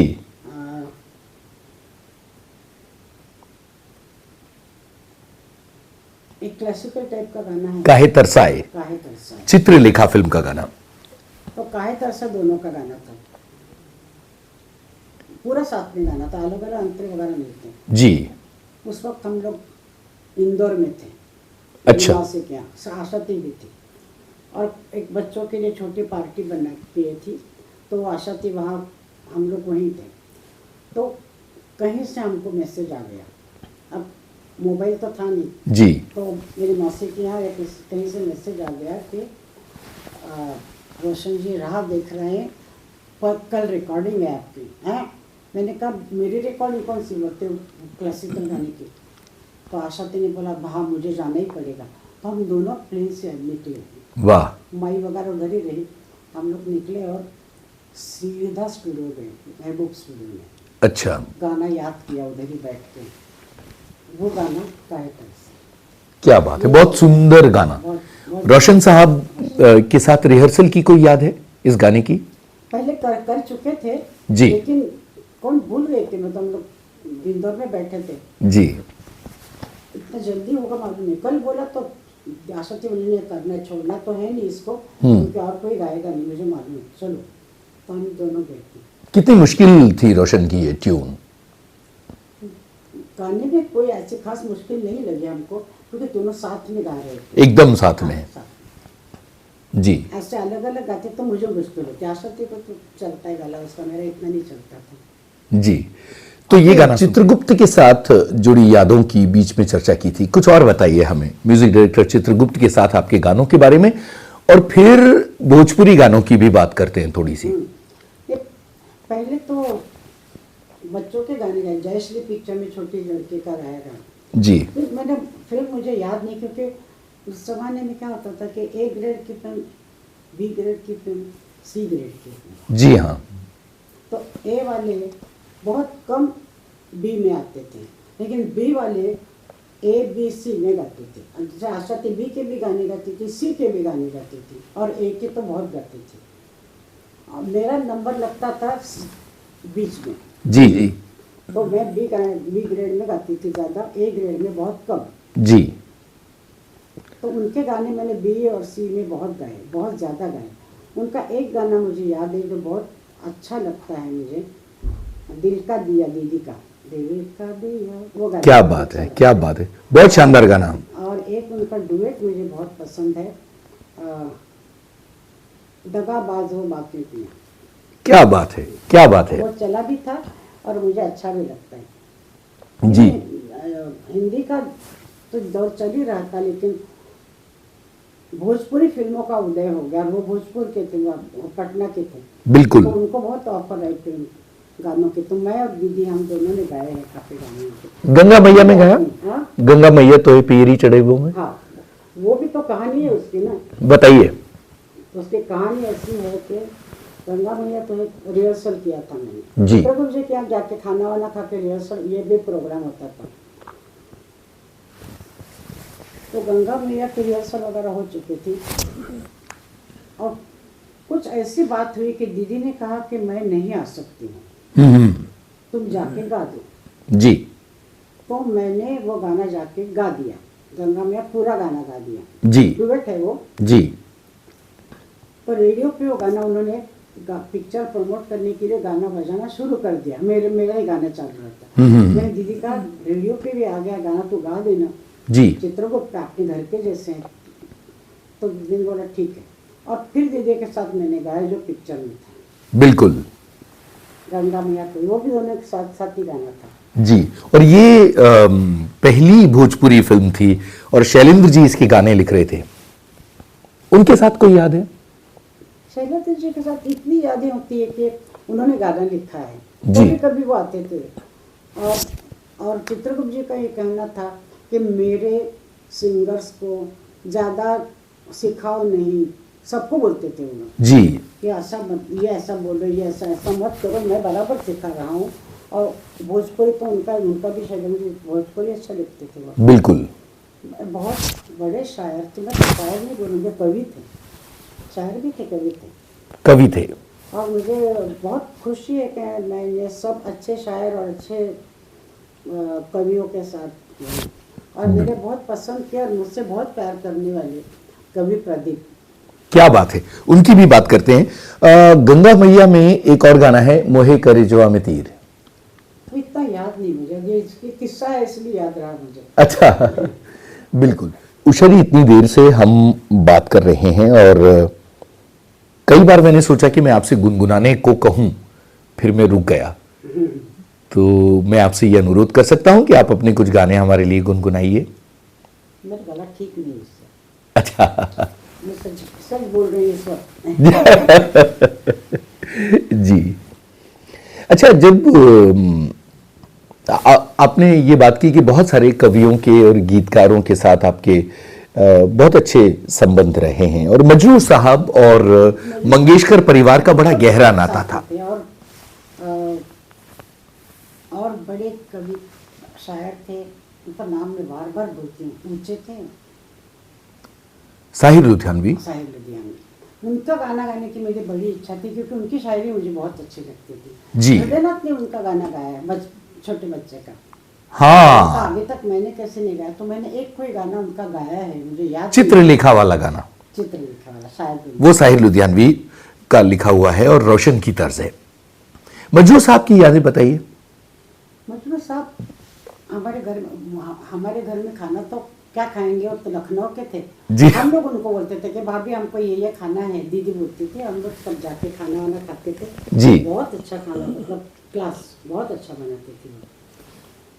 काफी लिख के भी दिया दीदी को, अच्छा उसकी किताब देखा जी। और पढ़ के बोलती कि ऐसा कर, भाभी ने ऐसे बोला, इतना घी डाल, कितना घी, आधा किलो डाल, ऐसा चलता था। अरे गजब। तो उनके घर के संबंध बहुत अच्छे थे। जब दीदी बीमार थी जी, तब डॉक्टर ने कहा था उनको कोई नहीं मिलेगा, कोई अंदर नहीं जाएगा। तो मैं दरवाजे में कुर्सी डाल के बैठी रहती थी, मैं उठती थी तो मजरू साहब बैठते थे। क्या बात है। कोई मैं नहीं पूछा, मैं इसको किसी को नहीं अंदर जाने दूंगा, तुम जरा जाओ आराम कर, मैं बैठती। ऐसे इतनी नजदीक के मजरू साहब थे। मैंने सुना है कि एक बार जब दीदी बीमार थी तो चूंकि मजरू साहब ने हकीमी पढ़ रखी थी तो उन्होंने कुछ दवा भी दी थी दीदी को। दीदी दवा देते थे, वो उनकी पुरानी वो तो हकीमी थे, उन्होंने पढ़ाई हकीमी की थी। यूनानी दवाइयाँ होती काफी उनके पास थी और वो देते थे। अच्छा, बहुत ही अच्छा, हम लोग भूल नहीं सकते उनको, तो बहुत अच्छा आदमी थे। क्या बात है। उषा जी, आप बात कर रही थी कवि प्रदीप के बारे में। कवि प्रदीप जी को मैंने सुना था 1943 में। अच्छा, किस्मत पिक्चर थी जिसमें, हाँ, दूर हटो ए दुनिया वालों, हिंदुस्तान हमारा है। हाँ, तो उसमें उनके गाने सुने, तो उन्होंने गाया हुआ गाना था किस्मत में, पप्पी हारी। हाँ, पप्पी हारी के स्टार्ट उन्होंने गाया था, और गाने तब से उनके गाने मुझे अच्छे, अभी तक मुझे याद है, मैंने लिख के रखे हैं पूरे बोल। वाह वाह। कितनी मरतबा देखा और कितना अच्छा लगा, और इस छोटी उम्र में याद रखना भी मुश्किल था, लेकिन सारा गाना मैंने लिख के रखा है जी। तब अरुण करके कोई सिंगर थे, अरुण कुमार जी, उन्होंने फिर वो गाना गाया था। एक गाना था हीरोइन की बहन, वो ऐसे जंगल में रोती हुई गा रही, तो उसका स्टार्ट उन्होंने किया था पपीहारे से। तो उनका लड़की का फादर शराब पी के गा रहा है, ऐसा था। तो वो सब याद है मुझे, गाना भी याद है सब। तो तब से मुझे उनके गाने पसंद थे। और मेरा नसीब इतना अच्छा था कि मैंने जो गाने गाए, जो चले हैं, उसका नाम लेना है, मतलब संतोषी माँ। बिल्कुल बिल्कुल, इसकी कहानी बताइए। संतोषी माँ के गाने तो चल रहे थे। बहुत छोटी पिक्चर थी। जो उसके प्रोड्यूसर थे वो एकदम गरीबी से निकले हुए थे, बहुत जी गरीब थे। जी और उन्होंने उनके वो तो थे सिंधी थे, और श्री अर्जुन म्यूजिक डायरेक्टर जी, वो भी सिंधी थे। तो अर्जुन चंदीरमानी। दोनों ने मिलकर सोचा कि एक पिक्चर बनाएंगे, और संतोषी माँ के भक्त थे वो बहुत, तो उन्होंने कहा संतोषी माँ का बनाएंगे। तो उन्होंने थोड़े थोड़े पैसे लेके खुद के पैसे डाल के शुरुआत करी। तो श्री अर्जुन और मेरे बहुत अच्छे रिलेशन, उनके कोई भी पिक्चर हो मैं गाती थी, पैसे नहीं तो नहीं चलेगा लेकिन मैं गाऊंगी। तो उन्होंने कहा आपको गाने का गाती हूँ। पहला गाना कौन सा रिहर्सल किया उन्होंने, मैं तो आरती उतारूंगी। वाह। तो गाना किया कि तो पिक्चर पूरी नहीं बनी थी। फिर दूसरा गाना उन्होंने कहा रिहर्सल किया कुछ बस 10-15 दिन के बाद, वो गाना था करती हूँ तुम्हारा व्रत। जी और फिल्म में भी ऐसे आए हैं एक एक करके। जी जी। और तीसरा गाना था मदद करो संतोषी माँ। ये जब गाना मैंने गाने के लिए गई, बॉम्बे लैब में गई थी मैं, और मैं बैठी थी और मैंने कहा अर्जुन जी ये सुर थोड़ा कम करेंगे, शुरुआत ही एकदम ऊंची है और एंड भी ऊंचा है, तो मेरे गले में इतना ऊंचा गाना मुझे नहीं, गाने में जो फीलिंग है वो नहीं आएगी, चिल्लाना हो जाएगा। तो उन्होंने कहा आप सही कह रही हैं। लेकिन अंदर कोई लोग बैठे थे जो कभी भी किसी भी रिकॉर्ड म्यूजिक डायरेक्टर के गाने में नहीं जाते, ऐसे कोई जानकार लोग थे म्यूजिक वाले। उन्होंने कहा कि ये गाना थोड़ा ऊंचा कर दीजिए जी। उनको ऐसे लगा कि ऊंचा अच्छा लगेगा। मैंने बोला नहीं ऐसा मत कीजिए, मुझे नहीं लगता कि ये ठीक लगेगा। उसके अर्जुन जी बेचारे बहुत ही अच्छे आदमी थे, तो उन्होंने फिर से हाथ जोड़ के उनको कहा कि नहीं आप बहुत बड़े लोग हैं, मैं छोटा आदमी हूँ, लेकिन वो मेरी जो गायिका है वो नहीं मानती है। तो फिर और एक मर्तबा कहा, तो फिर कवि प्रदीप आए, उन्होंने कहा चुप बैठ, सबसे बड़े ना नाम चुप बैठो सब लोग, मेरा आर्टिस्ट नहीं गाएगा उच्च, ये सुर बराबर ही मैंने फिक्स किया। वो खुद म्यूजिक भी करते थे, बिल्कुल बिल्कुल। मैंने हम लोगों ने फिक्स किया ये इसी में गाएगी। तो वो लोग बहुत नाराज हो गए, कुछ लोग हत्याएं भी कर गए वहाँ से। तो उसी सुर में वो गाना मैंने किया, और सबसे पहले वो गाना चलने लगा और बाद में आरती चलने लगी। वाह। तो उनकी किस्मत अच्छी थी या जो भी अच्छा था, वो गाने में हर जात की औरतें आती थी जी। बुर्खा वगैरह पहन के, पारसी लड़कियाँ, क्रिश्चियन औरतें, हिंदू तो होती ही थी।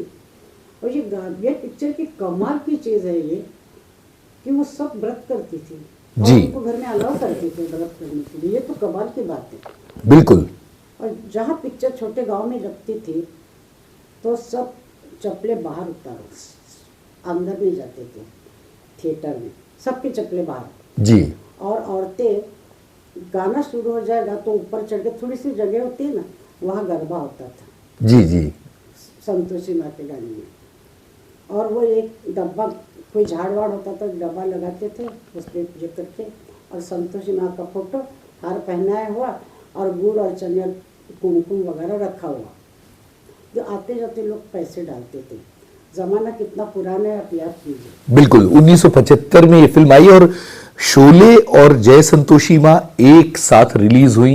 इतनी छोटी फिल्म थी जय संतोषी माँ, लेकिन उसने शोले फिल्म को बड़ी टक्कर दी और लंबे समय तक टॉकीजों में टिकी रही। और गानों ने वही टक्कर दी जी। बहुत। तो वो डब्बे में 2-2 लाख रुपए मिलते थे उनको उस जमाने में।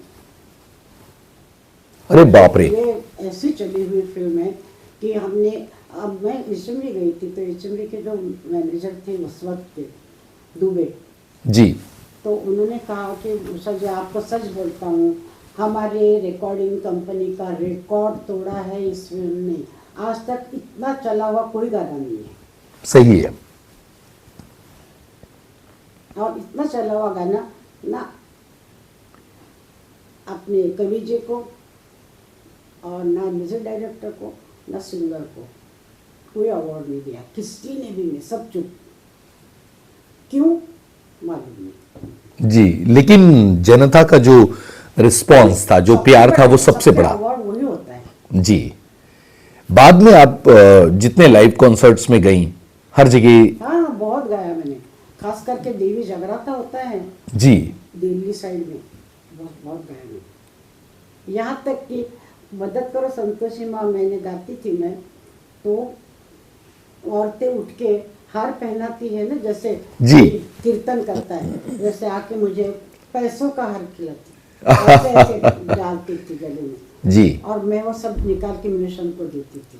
जी जी जी, और वंस मोर गाते जाओ गाते जाओ।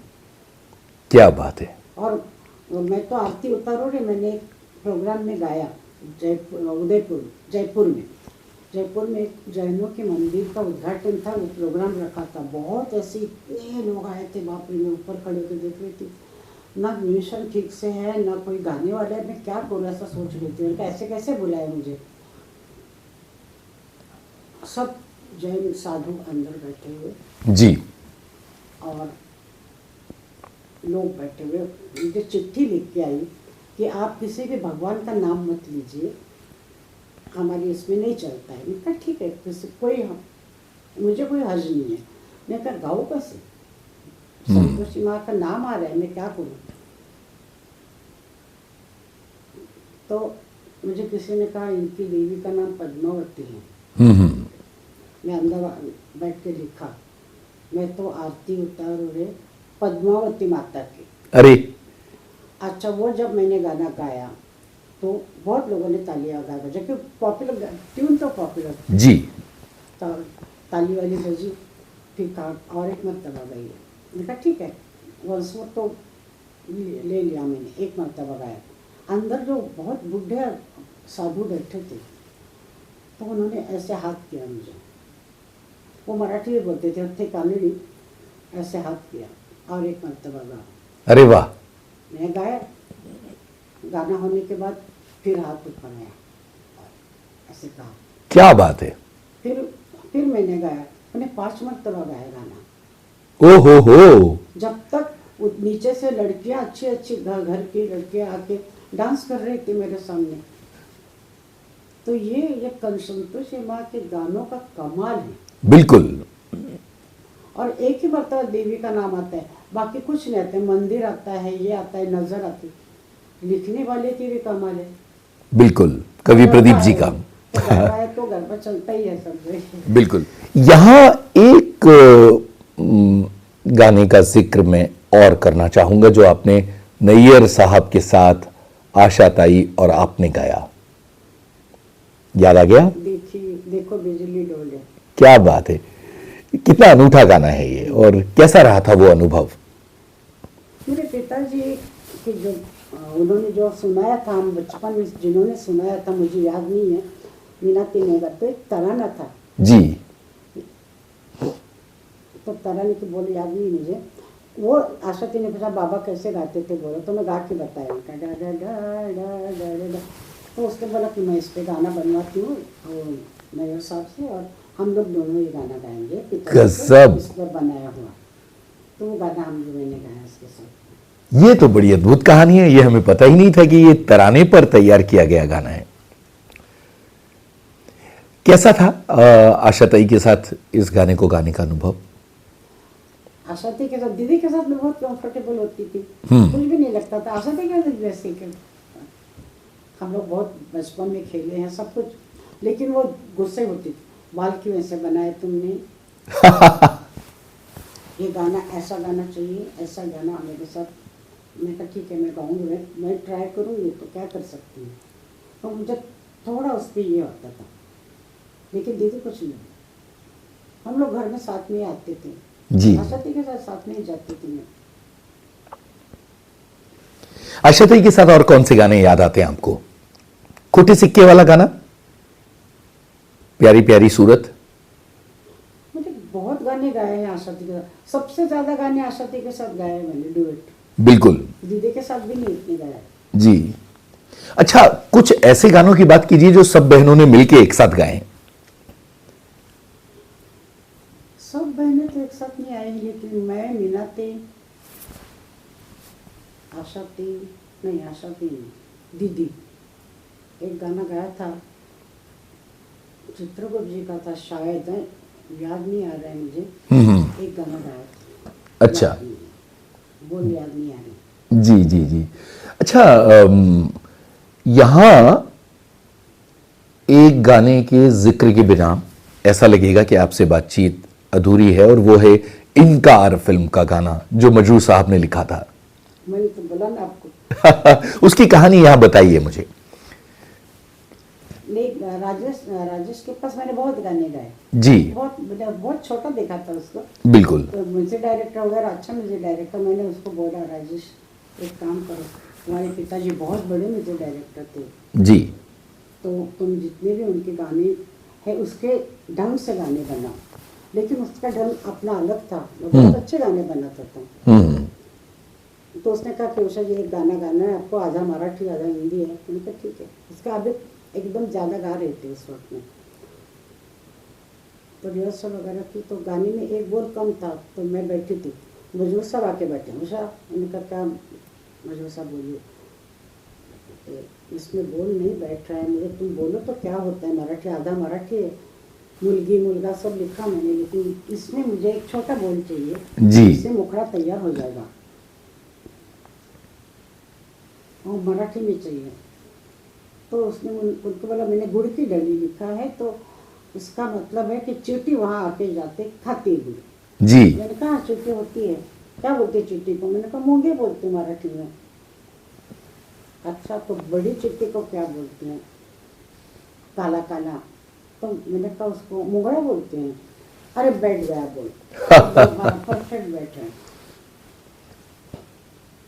तो वो मेरा बोल डाला था मराठी हिंदी में, अड़ है नहीं तो ड होता है, सब मुंगड़ा मुंगड़ा, खुद वो भी मुंगड़ा बोल रहे थे। और वो गाना मैंने गाया तो चल पड़ा, एक हफ्ता हो गया। गाना कोई मराठी गाने का ही थोड़ा सा लिया था, और डांस उसने बहुत अच्छा किया था। गाना होने के बाद मुझे हेलन का फोन आया, तब तो लैंडलाइन होता था ना। जी जी। तो मैंने जाकर लिया, कहा नमस्ते हेलन जी, उषा जी आप जब भी प्रोग्राम करेंगे मैं स्टेज पे ये डांस करूँगी। अरे वाह। मतलब इतना अच्छा लगा था सबको, और गाना ऐसा चला। तो उन्होंने कहा नहीं वो बोल समझ में नहीं आ रहे, लोग पूछते क्या बोल रहे हैं। मैंने कहा मैं आप फिर से गाओ। मैंने कहा फिर से गाती हूँ। फिर से गाया मैंने, तो उन्होंने बोला वैसे ही गाया आपने? मैंने कहा वैसे ही गाऊंगी, मैं जो लिखा है वो गाऊंगी, आप खुद पढ़िए। नहीं बोलते पहला मुंगड़ा क्या होता है? मैंने कहा क्या बोलूँ मैं आपको, जो होता है कुछ। तो उन्होंने कहा ठीक है, चलता है ना गाना, चलने दो। अभी भी कई लोगों को इसका मतलब नहीं पता है। 44 साल हो गए इसको। सोचिए। बिल्कुल। अभी भी वैसा ही है। हाँ। कोई शादी के बैंड में है, मंदिर में है। मैं साईं बाबा के मंदिर में गाना गाया था, मैं सब साईं भजन गा रही थी। एड में एक लोगों ने चिल्ला के कहा कि आप मुंगड़ा गाइए, और मैंने वो गाया, और उसके बहुत ज़्यादा वंस मोर आया। क्या बात है। तो इतनी कमाल की यात्रा रही है इनकार फिल्म के इस गाने की। ये गाना आपने, हम लोग राजेश रोशन की बात कर रहे हैं, और इनकार फिल्म के गाने की जब हमने बात की तो फिर मुझे प्रियतमा फिल्म के गाने याद आ गए। मुझे लगता है 2 गाने आपने इस फिल्म में गाए, एक तो वो तू जो बोले हाँ तो हाँ। उसमें है, मुझे ऐसा लगा एक ही गाना गाया है मैंने, मुझे मालूम नहीं।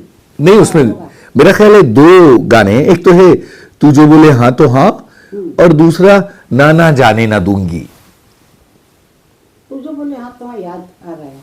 और एक रफी साहब के साथ गाया था आपने।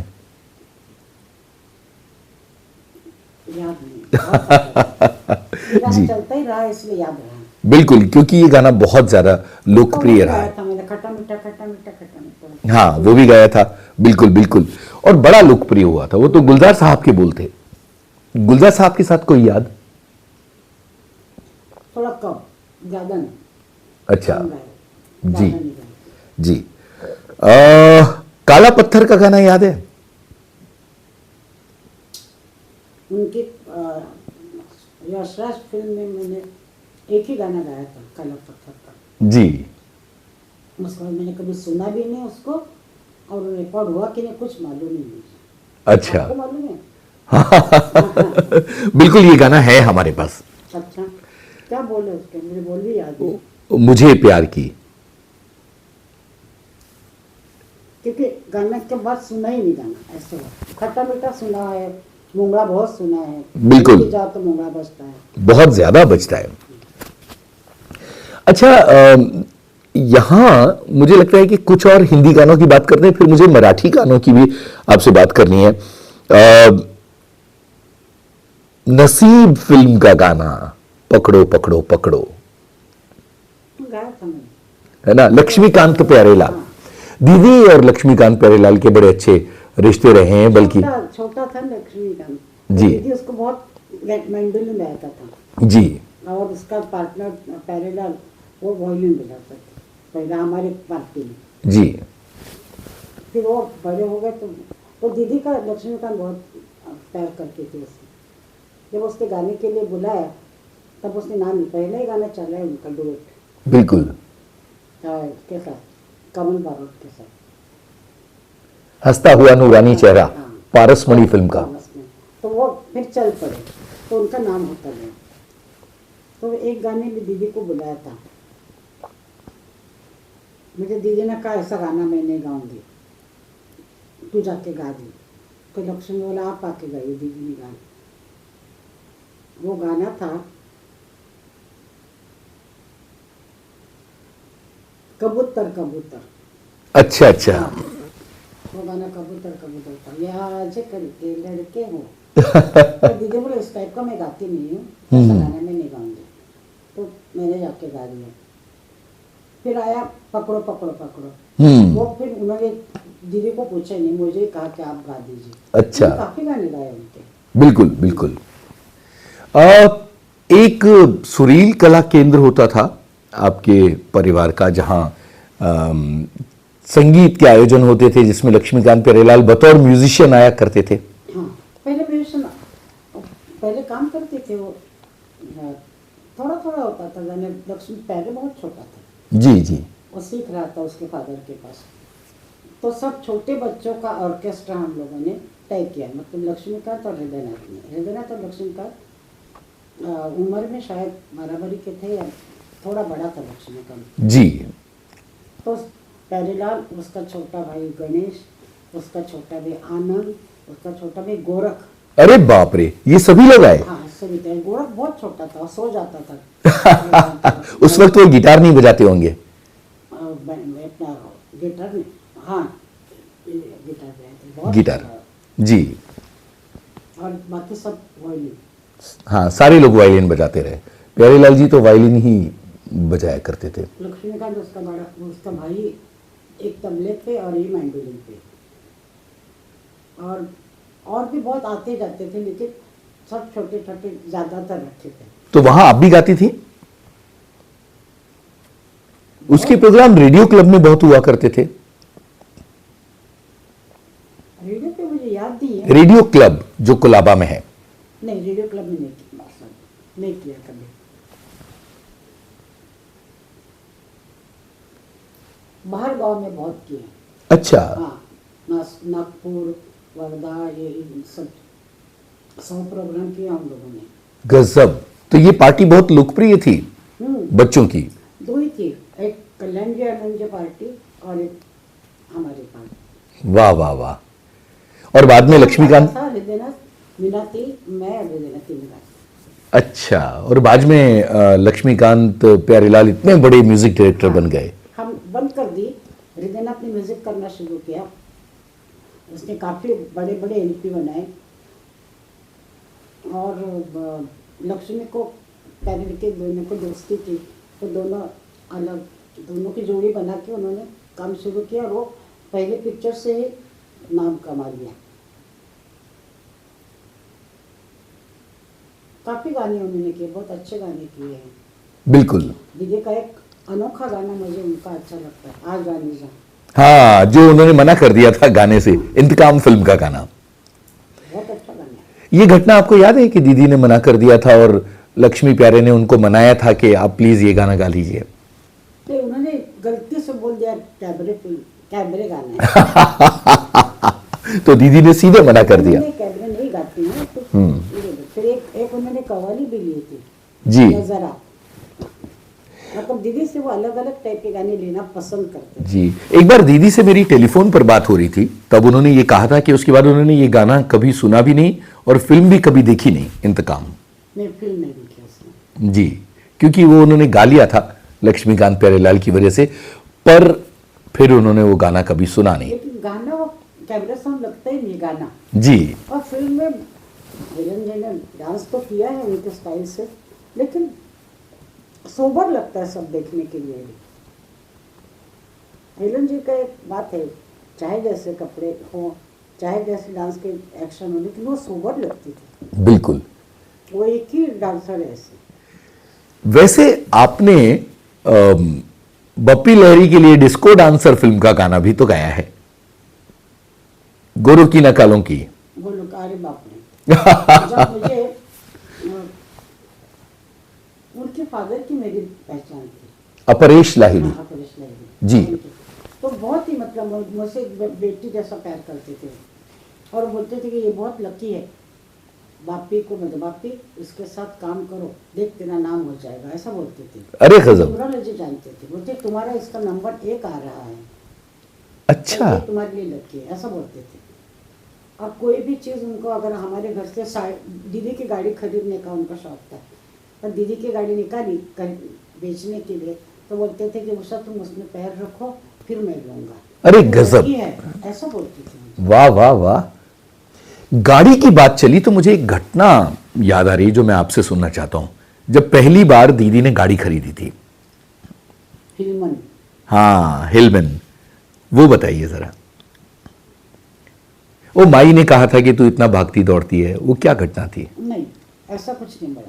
जी। हम लोग जो जग देखा है हम लोगों ने, जो दुनिया देखी है, उनमें हमको कोई भी चीज़ नई नहीं लगती थी। दीदी ने गाड़ी ली, ठीक है, बहुत अच्छा है। माई ने भी एक गाड़ी ली, उसको बड़ी गाड़ी चलती, मैंने भी एक ली। मतलब आपकी गाड़ी कौन सी थी? मेरी सारी की सारी गाड़ी वालचंद हीराचंद की जो कंपनी थी उसकी थी, फिएट। अच्छा, और दीदी उस वक्त हिलमन ली थी उन्होंने? दीदी ने हिलमन ली थी। वाह। उस समय मुकेश भैया ने ली। हाँ, मुझे पता है ये बात कि बाद में मुकेश जी ने वो गाड़ी ली थी। उस समय फिल्म इंडस्ट्री में हिलमन बहुत चलती थी। देव साहब के पास भी एक हिलमन थी। सब फॉरेन की गाड़ियाँ चलती थी जी। अपनी बहुत कम चलती थी। एम्बेसडर और फिएट वगैरह 2-3 गाड़ी थी, और जिसका भी नाम हो गया तो गाड़ी फॉरेन की होनी ही चाहिए, ऐसा होता था, सबके पास थी। परिवार में गाड़ी चलाने का शौक किस किस को रहा? शौक सबको है। जी। दीदी ने गाड़ी चलाई, सीख रही थी तब, हाँ हाँ। और एक दुकान के अंदर डाल दी। अरे बाप रे। फिल्म में देखते वैसे। मतलब फिर गाड़ी को हाथ नहीं लगाने का। अच्छा। मैं बैठी गाड़ी में, जी। ड्राइवर बाजू में बैठा है, तो उसने बोला कि ब्रेक लगाइए, आगे लाल लाइट आई है, हाँ। एक्सीलेटर दबाया, अरे इतने खतरनाक अनुभव है। चलती थी। हाँ हाँ हाँ। मतलब बहुत नहीं। एक दिन मेरा भाई बीमार हो गया, तो हमारे डॉक्टर थे वर्सोवा में, जी। और हम लोग रहते थे नाना चौक जी। में, वालकेश्वर में। जी। उसको लेके वहां से वो माई को लेके गाड़ी लेके गई। वाह। एक ही मरतबा देखा गाड़ी चलाते हुए। तो उस वक्त ना गाड़ियाँ थी ना कोई भीड़ थी, कुछ नहीं था। बिल्कुल। अब मैं राम लक्ष्मण की बात करना चाहता हूं। उनके साथ आपके हिंदी और मराठी बहुत लोकप्रिय राम गाने। लक्ष्मण जी के साथ मैं उनके साथ काम किया हुआ चला हुआ गाना और सुल्ताना है, तराना फिल्म का। तराना। वो भी मैं बाहर गाँव थी, जी। उन्होंने बुला लिया और मैंने जब सुना ट्रैक तो मैंने कहा, उनके असिस्टेंट थे उत्तम जी, सिंह, उत्तम सिंह जी। तो उनकी दोस्ती थी, उन्होंने कहा कि मैं आपके साथ काम करूँगा ऐसा। और उत्तम सिंह जी को मैंने पूछा, उत्तम भैया आपने इतना सुर ऊंचा रखा है, मैं कैसे गाऊंगी? नहीं हो जाएगा। मैंने कहा कुछ कम नहीं हो सकता, आप कभी क्या रिकॉर्ड पूरा ट्रैक हो गया है, मिक्स हो गया है ट्रैक, अभी हो नहीं सकता कुछ। ठीक है, मैंने कहा कोई बात नहीं। और पहला सुल्ताना पूछा जाता है, जी जी बिल्कुल। गा दिया और गाना बहुत हिट हुआ। 80 के दशक में वो गाना गली गली में गूंजा करता था और मिथुन उस जमाने के बहुत ही लोकप्रिय हीरो हुआ करते थे। अच्छा, कुछ मराठी गानों की बात करी जाए अभी, जैसे मराठी तो बहुत गाए हैं मैंने जी, लेकिन हिंदी के हिसाब से कम गाए हैं। जी। लेकिन इससे भी पहले क्यों ना ये बात करते हैं कि डॉक्टर भूपेन हजारिका ने आपसे असमिया गाना गवाया चमेली मेम साहब फिल्म का, वो कैसा अनुभव था? अभी तक हिट है। मैं चमेली मेम साहब बोलूं हाँ। पब्लिक के सामने और डांस शुरू होता है, वो मुंगड़े जैसा ही है। जी जी। यहाँ का मुंगड़ा और वहाँ के चमेली मेम साहब। अच्छा, बोल है आंखों में देखो और बागी सारी, ये है। वाह। आप बोल समझ में नहीं आएंगे, आप समझ में आता है कि आंखों मतलब आसाम, अच्छा, बागीचा मतलब बगीचा, आसाम का बगीचा। ओके। बताइए, आज मेरा ख्याल है कितने 50 साल हो चुके हैं इस गाने को, और अभी भी। म्यूजिक डायरेक्टर थे, बड़े लिरिक्स बहुत अच्छे थे, जी। बहुत अच्छे थे। वो गुस्से वाले, मैं गुस्से वाली, वो चिड़ेंगे तो मैं भी चिड़ती थी, ऐसा चलता। तो झगड़ा हो जाता था? नहीं, बड़ा आदमी था, उम्र में बहुत बड़े थे, और कलाकार ने बहुत जी। अच्छे गाने बनाए। गाना दीदी ने भी बहुत गाया उनके साथ। दीदी ने गाया जी। बहुत नहीं गाया, बहुत मैंने गाया सबसे ज्यादा, अच्छा, इसलिए आसाम में मेरा नाम ज्यादा है। ओके। जैसे दीदी ने रुदाली गाया, आरोप गाया, और हिंदी में गाया, है ना, एक पल की एक फिल्म थी एक पल, उसमें भी गाया था। दिल गुम करे चला है दीदी का। जी। वो एक वो नैनों में दर्पण है, दर्पण में कोई, हाँ। आरोप फिल्म का गाना। फिर रुदाली के गाने बहुत चले। उनका और एक गाना उन्होंने किया था अपरूपा, वो मैंने गाया था आसामी में, वाह। और दीदी ने गाया था हिंदी में। अच्छा। अपरूपा फिल्म आई कि नहीं कुछ मालूम नहीं मुझे, अब मराठी हिंदी में भी नहीं मालूम, मराठी क्या बोलते, हिंदी में नहीं मालूम, असम में नहीं मालूम। जी। तो वो अपरूपा गाना अभी बहुत चल रहा है। मैं जाती हूँ असम में तो मुझे बोलते हैं अपरूपा गा, मेरे साथ चल रहे गाने, गाड़ी में बैठी हूँ, खिड़की बंद करने लगी हूँ, बहुत भीड़ है, तो कोई अंदर मुंह डाल के बोलते हैं अपरूपा गाओ करते हैं। गजब। तो कैसे मैनेज किया आपने असमिया में गाना? मुझे उनकी ट्यूनें बहुत अच्छी लगती थी, बहुत अच्छी लगती थी, और एक फोक का जो मुझे पसंद है, जी जी तो वहाँ का फोक उन्होंने उठाया था, बिल्कुल। और फिर अपने ढंग से उसको ठीक किया था। तो उनका पहला गाना अभी भी चल रहा है, आंखों में देखो और बागी सारे। सेकंड सॉन्ग, इसको तो उनको अवार्ड मिला गवर्नमेंट का, और सेकंड मैंने गाना गाया खोज पिक्चर का। उसका उसके बोल थे सीना की। उस वक्त मुझे कुछ समझ, अभी तक समझ में नहीं आया है, तो सीना की को मुझे स्टेट अवार्ड मिला जी। सेकंड सॉन्ग में। उसके बाद गाती गई मैं बस। तो असमिया में भी आप बहुत ज्यादा लोकप्रिय हुए। बहुत ज्यादा। उड़िया में भी गाया आपने? उड़िया में गाया है, और ज्यादातर वहाँ के भजन गाए हैं जी। काफी गाए।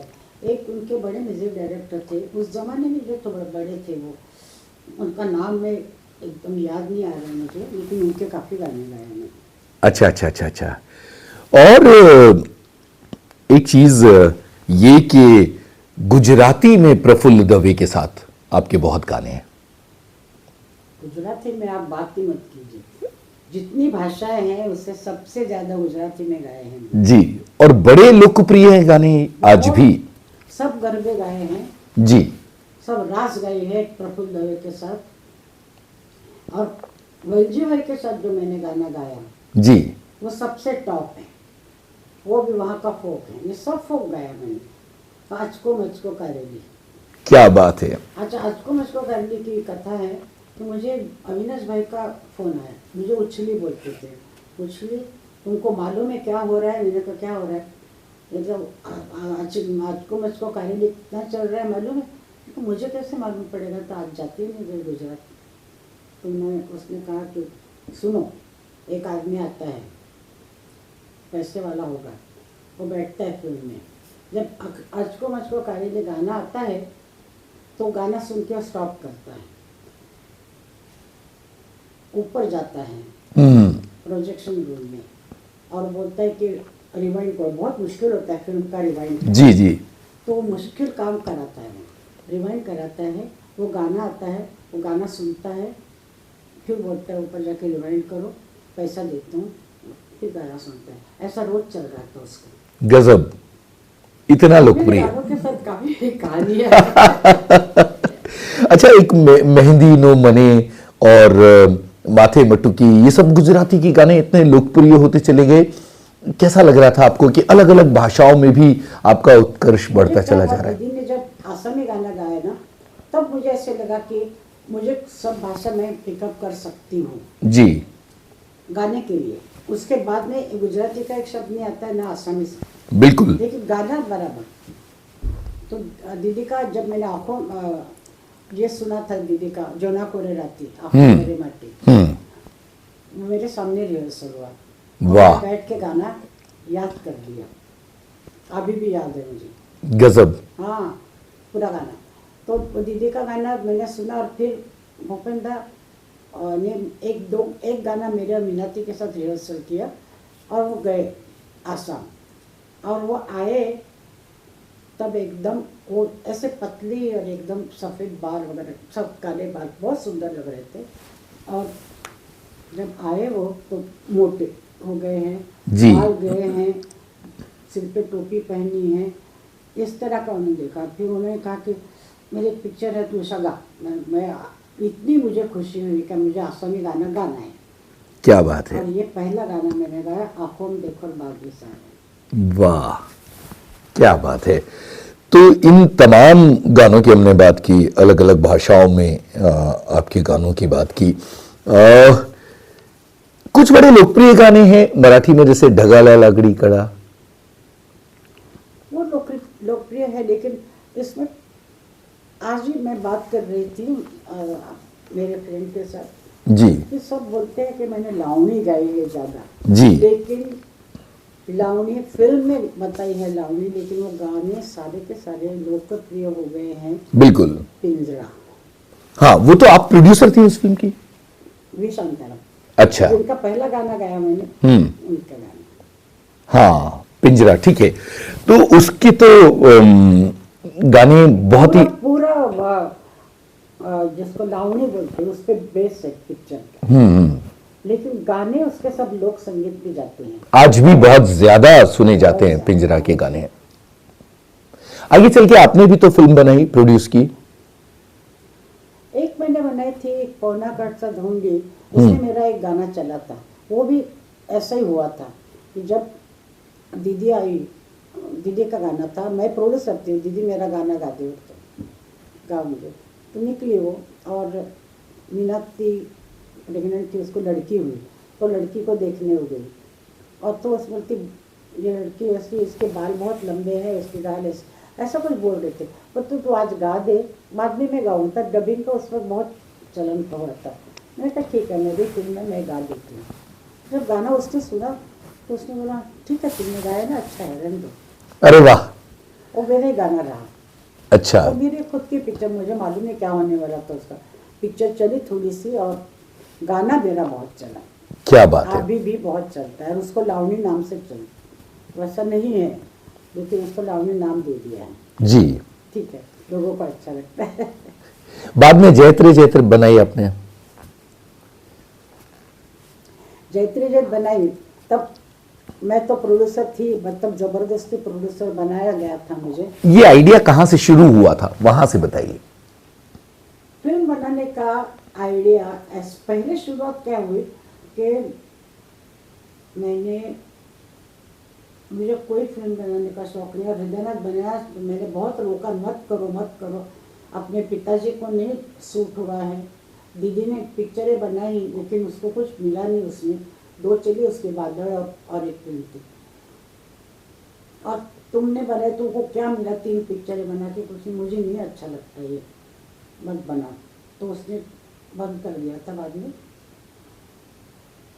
कि एक लक्ष्मी करके आदमी था, वो मेरा डिस्ट्रीब्यूशन का उसका ऑफिस था, प्रोडक्शन नहीं था, कोई प्रोडक्शन नहीं था जी। लेकिन अब ऑफिस था, और मेरे पार्टनर उसमें देख रहे थे।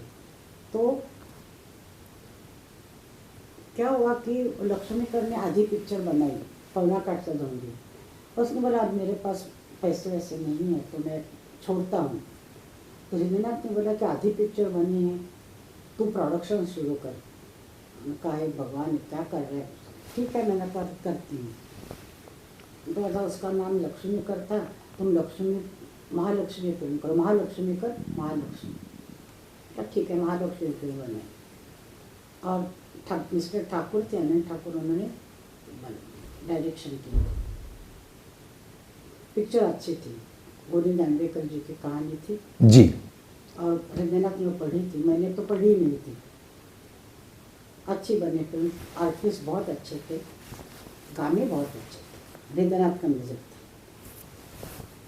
तो ये गाना मेरा चल पड़ा उसमें जी। और उस जमाने में जितना चलना था उतनी चली है। फिर बाद में बहुत सालों के बाद फिर महालक्ष्मी चित्र पे हृदयनाथ ने कहा कि गोविंद दांडेकर जी का है, अच्छी किताब है, तुम इसको करेंगे। मैंने कहा ठीक है, तू कहता है तो मैं करती हूँ, मुझे खास पसंद नहीं है लेकिन फिर भी करती हूँ। वो फिल्म बनाई और उसमें हृदयनाथ के हाथ में क्या होता है, म्यूजिक डायरेक्टर को प्रोड्यूसर रोकते हैं कभी, ये गाना ऐसा नहीं, हमको ऐसा चाहिए जी। अब मैं प्रोड्यूसर, हृदयनाथ म्यूजिक डायरेक्टर, मैंने उसको कुछ बोला ही नहीं, तुमको जो करना है कर।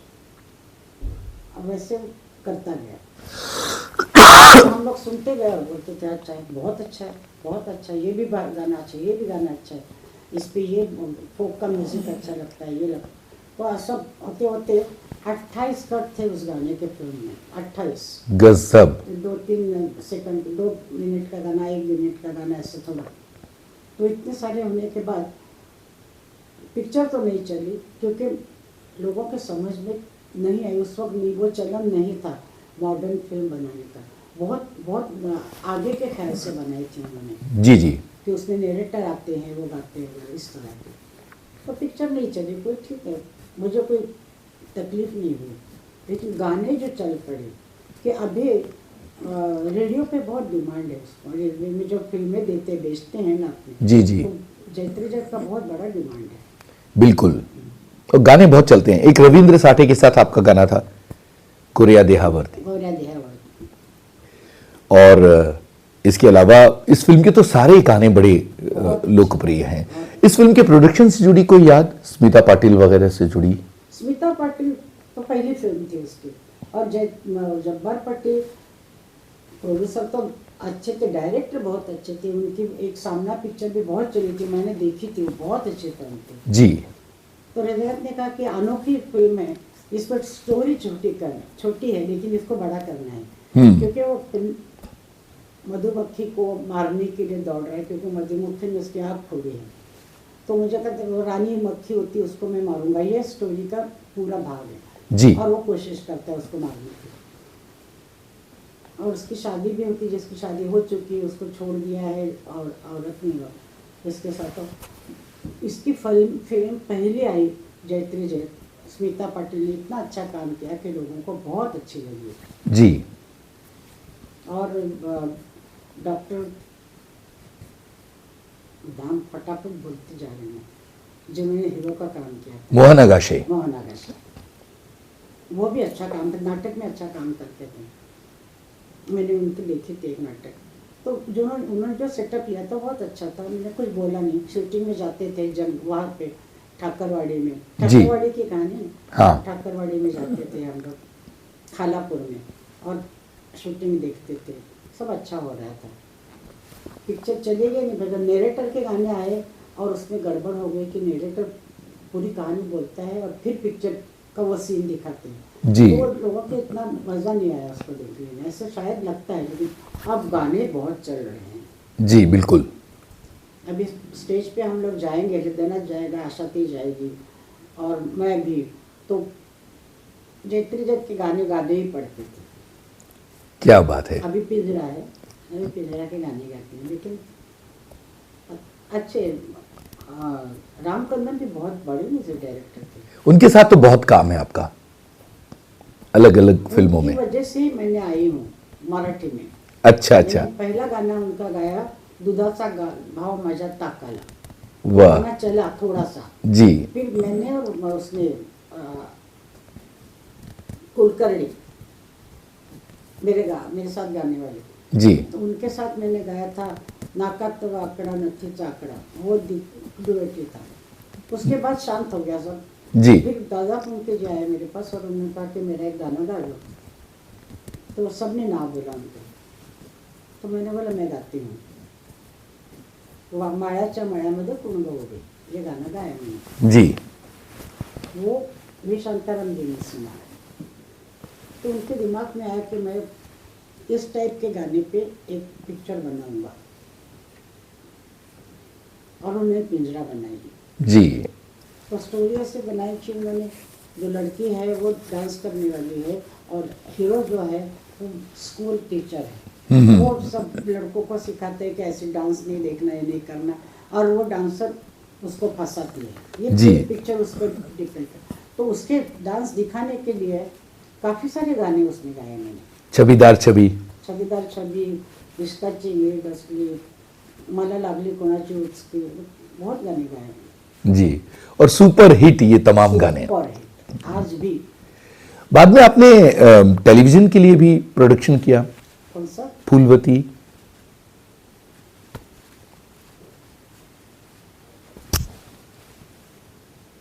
ये याद नहीं है? अच्छा, आज जब आप पीछे मुड़ के देखती हैं और ये देखती हैं कि इस पूरी यात्रा में तीनों चारों बहनों ने अपनी अलग अलग पहचान बनाई है। दीदी तो आपके परिवार का चमकता सूर्य रही, आशा जी ने अपना एक रास्ता चुना, आपने अपना एक रास्ता चुना जो एक बहुत पक्का रास्ता था। तो अपनी पूरी यात्रा से संतुष्ट नजर आती हैं आप? जो चाहा था वो सब कर पाई? हाँ, मैंने जैसे दीदी क्लासिकल टाइप के गाने या बहुत सॉफ्ट गाने या बहुत मुश्किल गाने, जैसे कि मदन मोहन जी अपने जिन्होंने गाना बनाया ना, कौन सा? मुझे जीने दो फिल्म में, जयदेव जी। जयदेव जी जो ऐसे ऐसे गाने बनाते थे, रविशंकर जी। जी ऐसे दिन बीते वगैरह, मतलब जिसको कोई हाथ ही नहीं लगा सकता है, बिल्कुल। ऐसे गाने उसने गाए हैं। आशाती ने अपना रास्ता ऐसा बनाया है कि उसके ढंग के गाने कोई गा नहीं सकता। सही है। वो क्लासिकल ढंग के भी गाती है और कैबरे सॉन्ग भी गाती है। उसका नाम कैबरे सॉन्ग करके छिक्का मार दिया। और मैंने गुजराती में गाने गाए हैं, बहुत गाने गाए हैं, और बहुत अच्छे रिलेशन थे हमारे अविनाश भाई के साथ जी। और उनको अच्छा, उनके लड़के के साथ भी मेरा अभी भी हम लोग बातचीत करते हैं। तो उनको ऐसे लगता था कि मेरी आवाज़ में गरबा अच्छा लगता है। तो उन्होंने अपने मन से तय किया कि बस इससे बन। कितने गाने गाए होंगे, कम से कम 2000। बाप रे। तो उनके गाने में गाती रही। फिर मराठी में अन्ना, उनके मेरा पहला सॉन्ग उनके पास था जी। और पिंजरा उन्होंने बनाया, वो भी गाने चल पड़े। और मैं राम कदम को 100 में 100 और खैबुड़ को मार्क देती हूँ।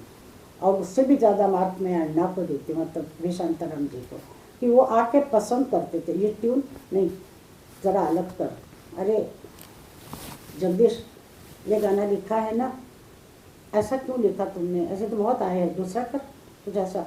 ऐसा रोज़ाना चलता था, मैं बजा के रिहर्सल में बैठती थी ऊपर चढ़ के। क्या बात है। तो उनका बहुत भाग है इसमें बड़ा कि ये गाने इतने अच्छे हुए। और लावणी बोलने के साथ वो मैं बोलती हूँ कि लोकगीत है वो, जी और मुझे लोकगीत से बहुत प्यार पहले से, मेरी नानी गाती थी, जी। तो बहुत अच्छे गाते, मतलब अच्छे अच्छे गाने उसके हैं, तो वो हम लोग सब याद करते थे। तो मुझे हर चीज़ में ऐसा लगता था कि गांव के गाने बहुत अच्छे होते हैं, उनकी ट्यून बहुत अच्छी होती है, जो अभी आज सब इसमें आते हैं। पंजाब में क्या आ रहा है, सब भंगड़ा तो गांव के गीत वाला एक प्रकार है जी। ये सब, तो मुझे अच्छे लगते थे कि ये शुरुआत कहाँ से हुई है इन सब गानों की। तो मेरे नसीब से बोलिए या मेरा आवाज़ उसके लिए सूट हुआ मालूम नहीं। भूपेंद्र के गाने गाए वही भाग था, ये इनके सब अविनाश जी के गाने गाए मैंने, उसमें सब वही था कि सारे गरबे और रास, गरबे रास, गरबे रास, और एका दूसरा भजन। जी। और मेरे गाने पसंद, मतलब गुजराती गाने पसंद करने वाले एक व्यक्ति है रविंद्र अग्रवाल करके, तो उनके साथ मेरा पूरा कलेक्शन है पूरा। अरे वाह। तो ये भी बड़ी बात है, ये भी बहुत बड़ी बात है। बिल्कुल। अच्छा, क्या आपको लगता है कि जो नाम सब बहनों को मिला, हृदयनाथ जी को उनका वो हक नहीं मिला जितनी बड़ी प्रतिभा वो रहे हैं? वो जमाने के साथ नहीं चलने वाला है। जी उसने फिल्म बनाई, वो भी अपने ढंग से म्यूजिक दिया है, जिसमें 11 सिले सिले गाना चला हुआ है, बिल्कुल चला है। बाकी सब क्लासिकल ढंग के गाने हैं। जी सुरमई रात चला हुआ गाना है, तो उसका जो ढंग है ना, वो ढंग थोड़ा मुश्किल है गाने के लिए, ऐसे मुझे लगता है, लोगों को लगता है। जी। लेकिन गाना स्टेज पे 11 सीरियसली बहुत चला हुआ गाना है इसका। और मराठी स्टेज पे कोई भी प्रोग्राम में हृदयनाथ के बहुत सारे गाने चले हुए, जैसे हमें ठाकर ठाकर, ये गाना बहुत चलता है। जी जांभूळ पिकल्या झाडाखाली ये बहुत चलता है। भी डोलकर डोलकर बहुत चलता है। जी। तो उसने लाइट गाने भी बनाए हैं, लेकिन वो चलने वाले हैं और उसके ढंग के हैं, उसके बाहर नहीं गया वो कभी, अपना ढंग कभी नहीं छोड़ा, क्लासिकल बेस हमेशा रहा। और मेरे पिताजी के गानों का बेस ज़्यादा उसको अच्छा लगता था। जी। तो वो सुन सुन के मीनाती से सुनना, किसी से सुननी, उसको भी बहुत याद है और उसको याद रहते गाने। तो वो ढंग उसने छोड़ा नहीं और उसको अच्छा लगता है वही किया उसने। तो मेरा भी पूरी उसने ऐसे बनाई है, 2 भाग। क्या बात है। अभी मेरा भी कि उसके भजन चित्तौड़ में बजते हैं, उसके मंदिर में रखा हुआ है रिकॉर्ड, हम लोग गए थे चित्तौड़ जी। और लाइट एंड साउंड में उसके पूरी मीरा भी का दिखाते, क्योंकि चित्तौड़ की थी, तो वो सारे उसके गाने बजते हैं, मतलब जो जो भाषा में है सब भाषा में चलता है। मराठी में ज्ञानेश्वरी बहुत चली है उसकी, बहुत ज्यादा। हाँ, और लाइट गाने भी बहुत चले दीदी के, बहुत चले हैं। हिंदी में भी मशाल जैसी फिल्म के गाने मस्तान की उसमें है ना। फिर भी क्या होता है कि जब प्रोड्यूसर खुद हो ना, तो गाना कोई बदली नहीं कर सकता। जी। प्रोड्यूसर कभी कोई ऐसा कहते कि ऐसा नहीं, ऐसा चाहिए, लाइट चाहिए, थोड़ा थोड़ा ये चाहिए, तो शायद उसको जमता नहीं, उसको जो अपनी मर्जी का मालिक है वो, जी। और उसके गाने चलते हैं। मराठी म्यूजिक का तो पूरे चेंज ही कर दिया, उसका चेहरा ही बदली कर दिया, इतना उसने बहुत। ज्ञानेश्वरी उसकी बहुत चली और लाइट गाने बहुत चले हैं, डोलकर जैसा गाना चला है उसका, बिल्कुल सही है। कहाँ तक सुना है, मेहदी हसन जी गा रहे थे उसके गाने, हाँ। मेहंदीचा पानावर मन अजून तो ये लाइट गाने ही है, तो चला है। बड़े बड़े सिंगर मैंने पाकिस्तानी एक सिंगर को भी उसका एक गाना सुनते हुए सुना है मैंने, मराठी का। वाह वाह वाह। अच्छा, घर में किस तरह का म्यूजिक सुनते थे आप लोग, दीदी आप लोग मिलकर? दीदी का कोई अच्छा गाना आया तो रिकॉर्ड पे अगर आया तो रिकॉर्ड वो बस कभी कभी सुनते थे, और गाने का जिक्र जैसे दीदी बहुत अच्छा गाने गा किया है उसने, तो उसका घर में कभी चर्चा नहीं हुई, जी जी। किसी का भी नहीं। यहाँ तक कि मेरे गाने दीदी ने कभी सुने ही नहीं है। अच्छा। हाँ, जब मैंने पूछा दीदी इतना चला है गाना संतोषी माँ का, तुमने सुना नहीं? नहीं मैंने सुना है। लगा कौन सा गाना अच्छा लगा तुमको जो मेरी तरफ से? बोलती है करती हूँ तुम्हारा व्रत, तुमने बहुत अच्छा गाया है। मैंने कहा मुझे बहुत बड़ा सर्टिफिकेट मिल गया, अब मैं दोबारा नहीं पूछूंगी कि बहुत फालतू गाने भी गाने पड़ते थे। जी। मैंने सुना संतोषी माँ फिल्म देखने चाहिए थी दीदी ने। मैं घर में दिखाई इसको। अच्छा, घर में ही? थिएटर में जाना बहुत मुश्किल होता था, सारे लोग दीदी को देखते थे फिल्म चल रही है ऐसा काफी बार तो बंद कर। जी जी, तो इसलिए फिर घर पर फिल्म मंगवाई गई, वहीं दिखाई। दीदी के बहुत सारे शौक थे जैसे फोटोग्राफी, तो आप किस तरह से उसकी साक्षी रही हैं? मैं मॉडल थी उसका। अच्छा आपकी बहुत फोटो लिए? है। अच्छा। मैं भी फोटो लेती हूँ, लेकिन मुझे बाहर के ज्यादा लैंडस्केप ज्यादा पसंद है जी। और वो घर में बच्चों के फोटो, खास करके बच्चों के, तो हृदयनाथ के बच्चों के फोटो, मेरे फोटो, मैं जब एकदम यंग थी दूसरे घर में रहती तब मेरे फोटो, मीनाते के फोटो, कभी का दूसरा माँ का भी फोटो लिया है, हृदयनाथ के भी लिया। लेकिन बाहर जाके अगर कश्मीर वगैरह गए तो कश्मीरी बच्चों के फोटो लेना। अच्छा। बाहर फॉरेन में गई तो वहाँ के छोटे छोटे बच्चे कैसे खेलते दौड़ते सब फोटो लेते थे, उसको अच्छा लगता था। और उसका बहुत मतलब हम लोग घर में जाते थे शिवाजी महाराज के, तो सारे फोटो लेती थी। वो कैमरे वाली घटना बताइए, जो गिर गया था कैमरा शिवाजी महाराज के किले से। हम लोग गए थे रायगढ़, अच्छा। मतलब राजधानी, महाराष्ट्र की राजधानी बोलेंगे उसको। रायगढ़ गए थे तो वहाँ पे ऐसी ऊंची पहाड़ी है बीच में, और उसका एक उसका नोक बाहर निकला हुआ है, तो वहाँ से वो महाराष्ट्र थे तब अगर किसी ने गलती की, किसी औरत को छेड़ा या कुछ किया गड़बड़, तो उसको वहाँ पे कड़े लोट होता था। जी जी। कि वहाँ से फेंक देते थे। नीचे छतरीपुर करके एक गाँव है, उसमें उसके पहले ही मर जाता था आदमी, इतना ऊंचा है वो। जी जी।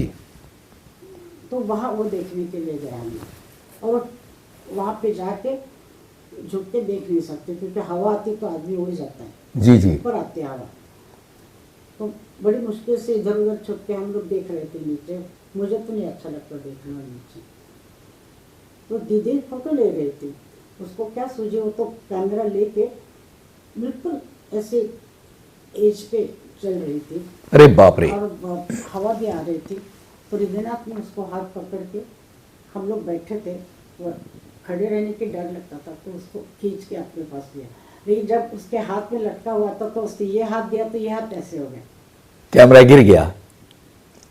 कितने सालों के बाद मिला वो। जी। दीदी ने मुझे फोन पर एक रिकॉर्डिंग में ये घटना सुनाई थी कि हाँ। बाद में पुलिस ने वो किसी किसान को मिला और फिर हाँ। पुलिस के जरिए घर तक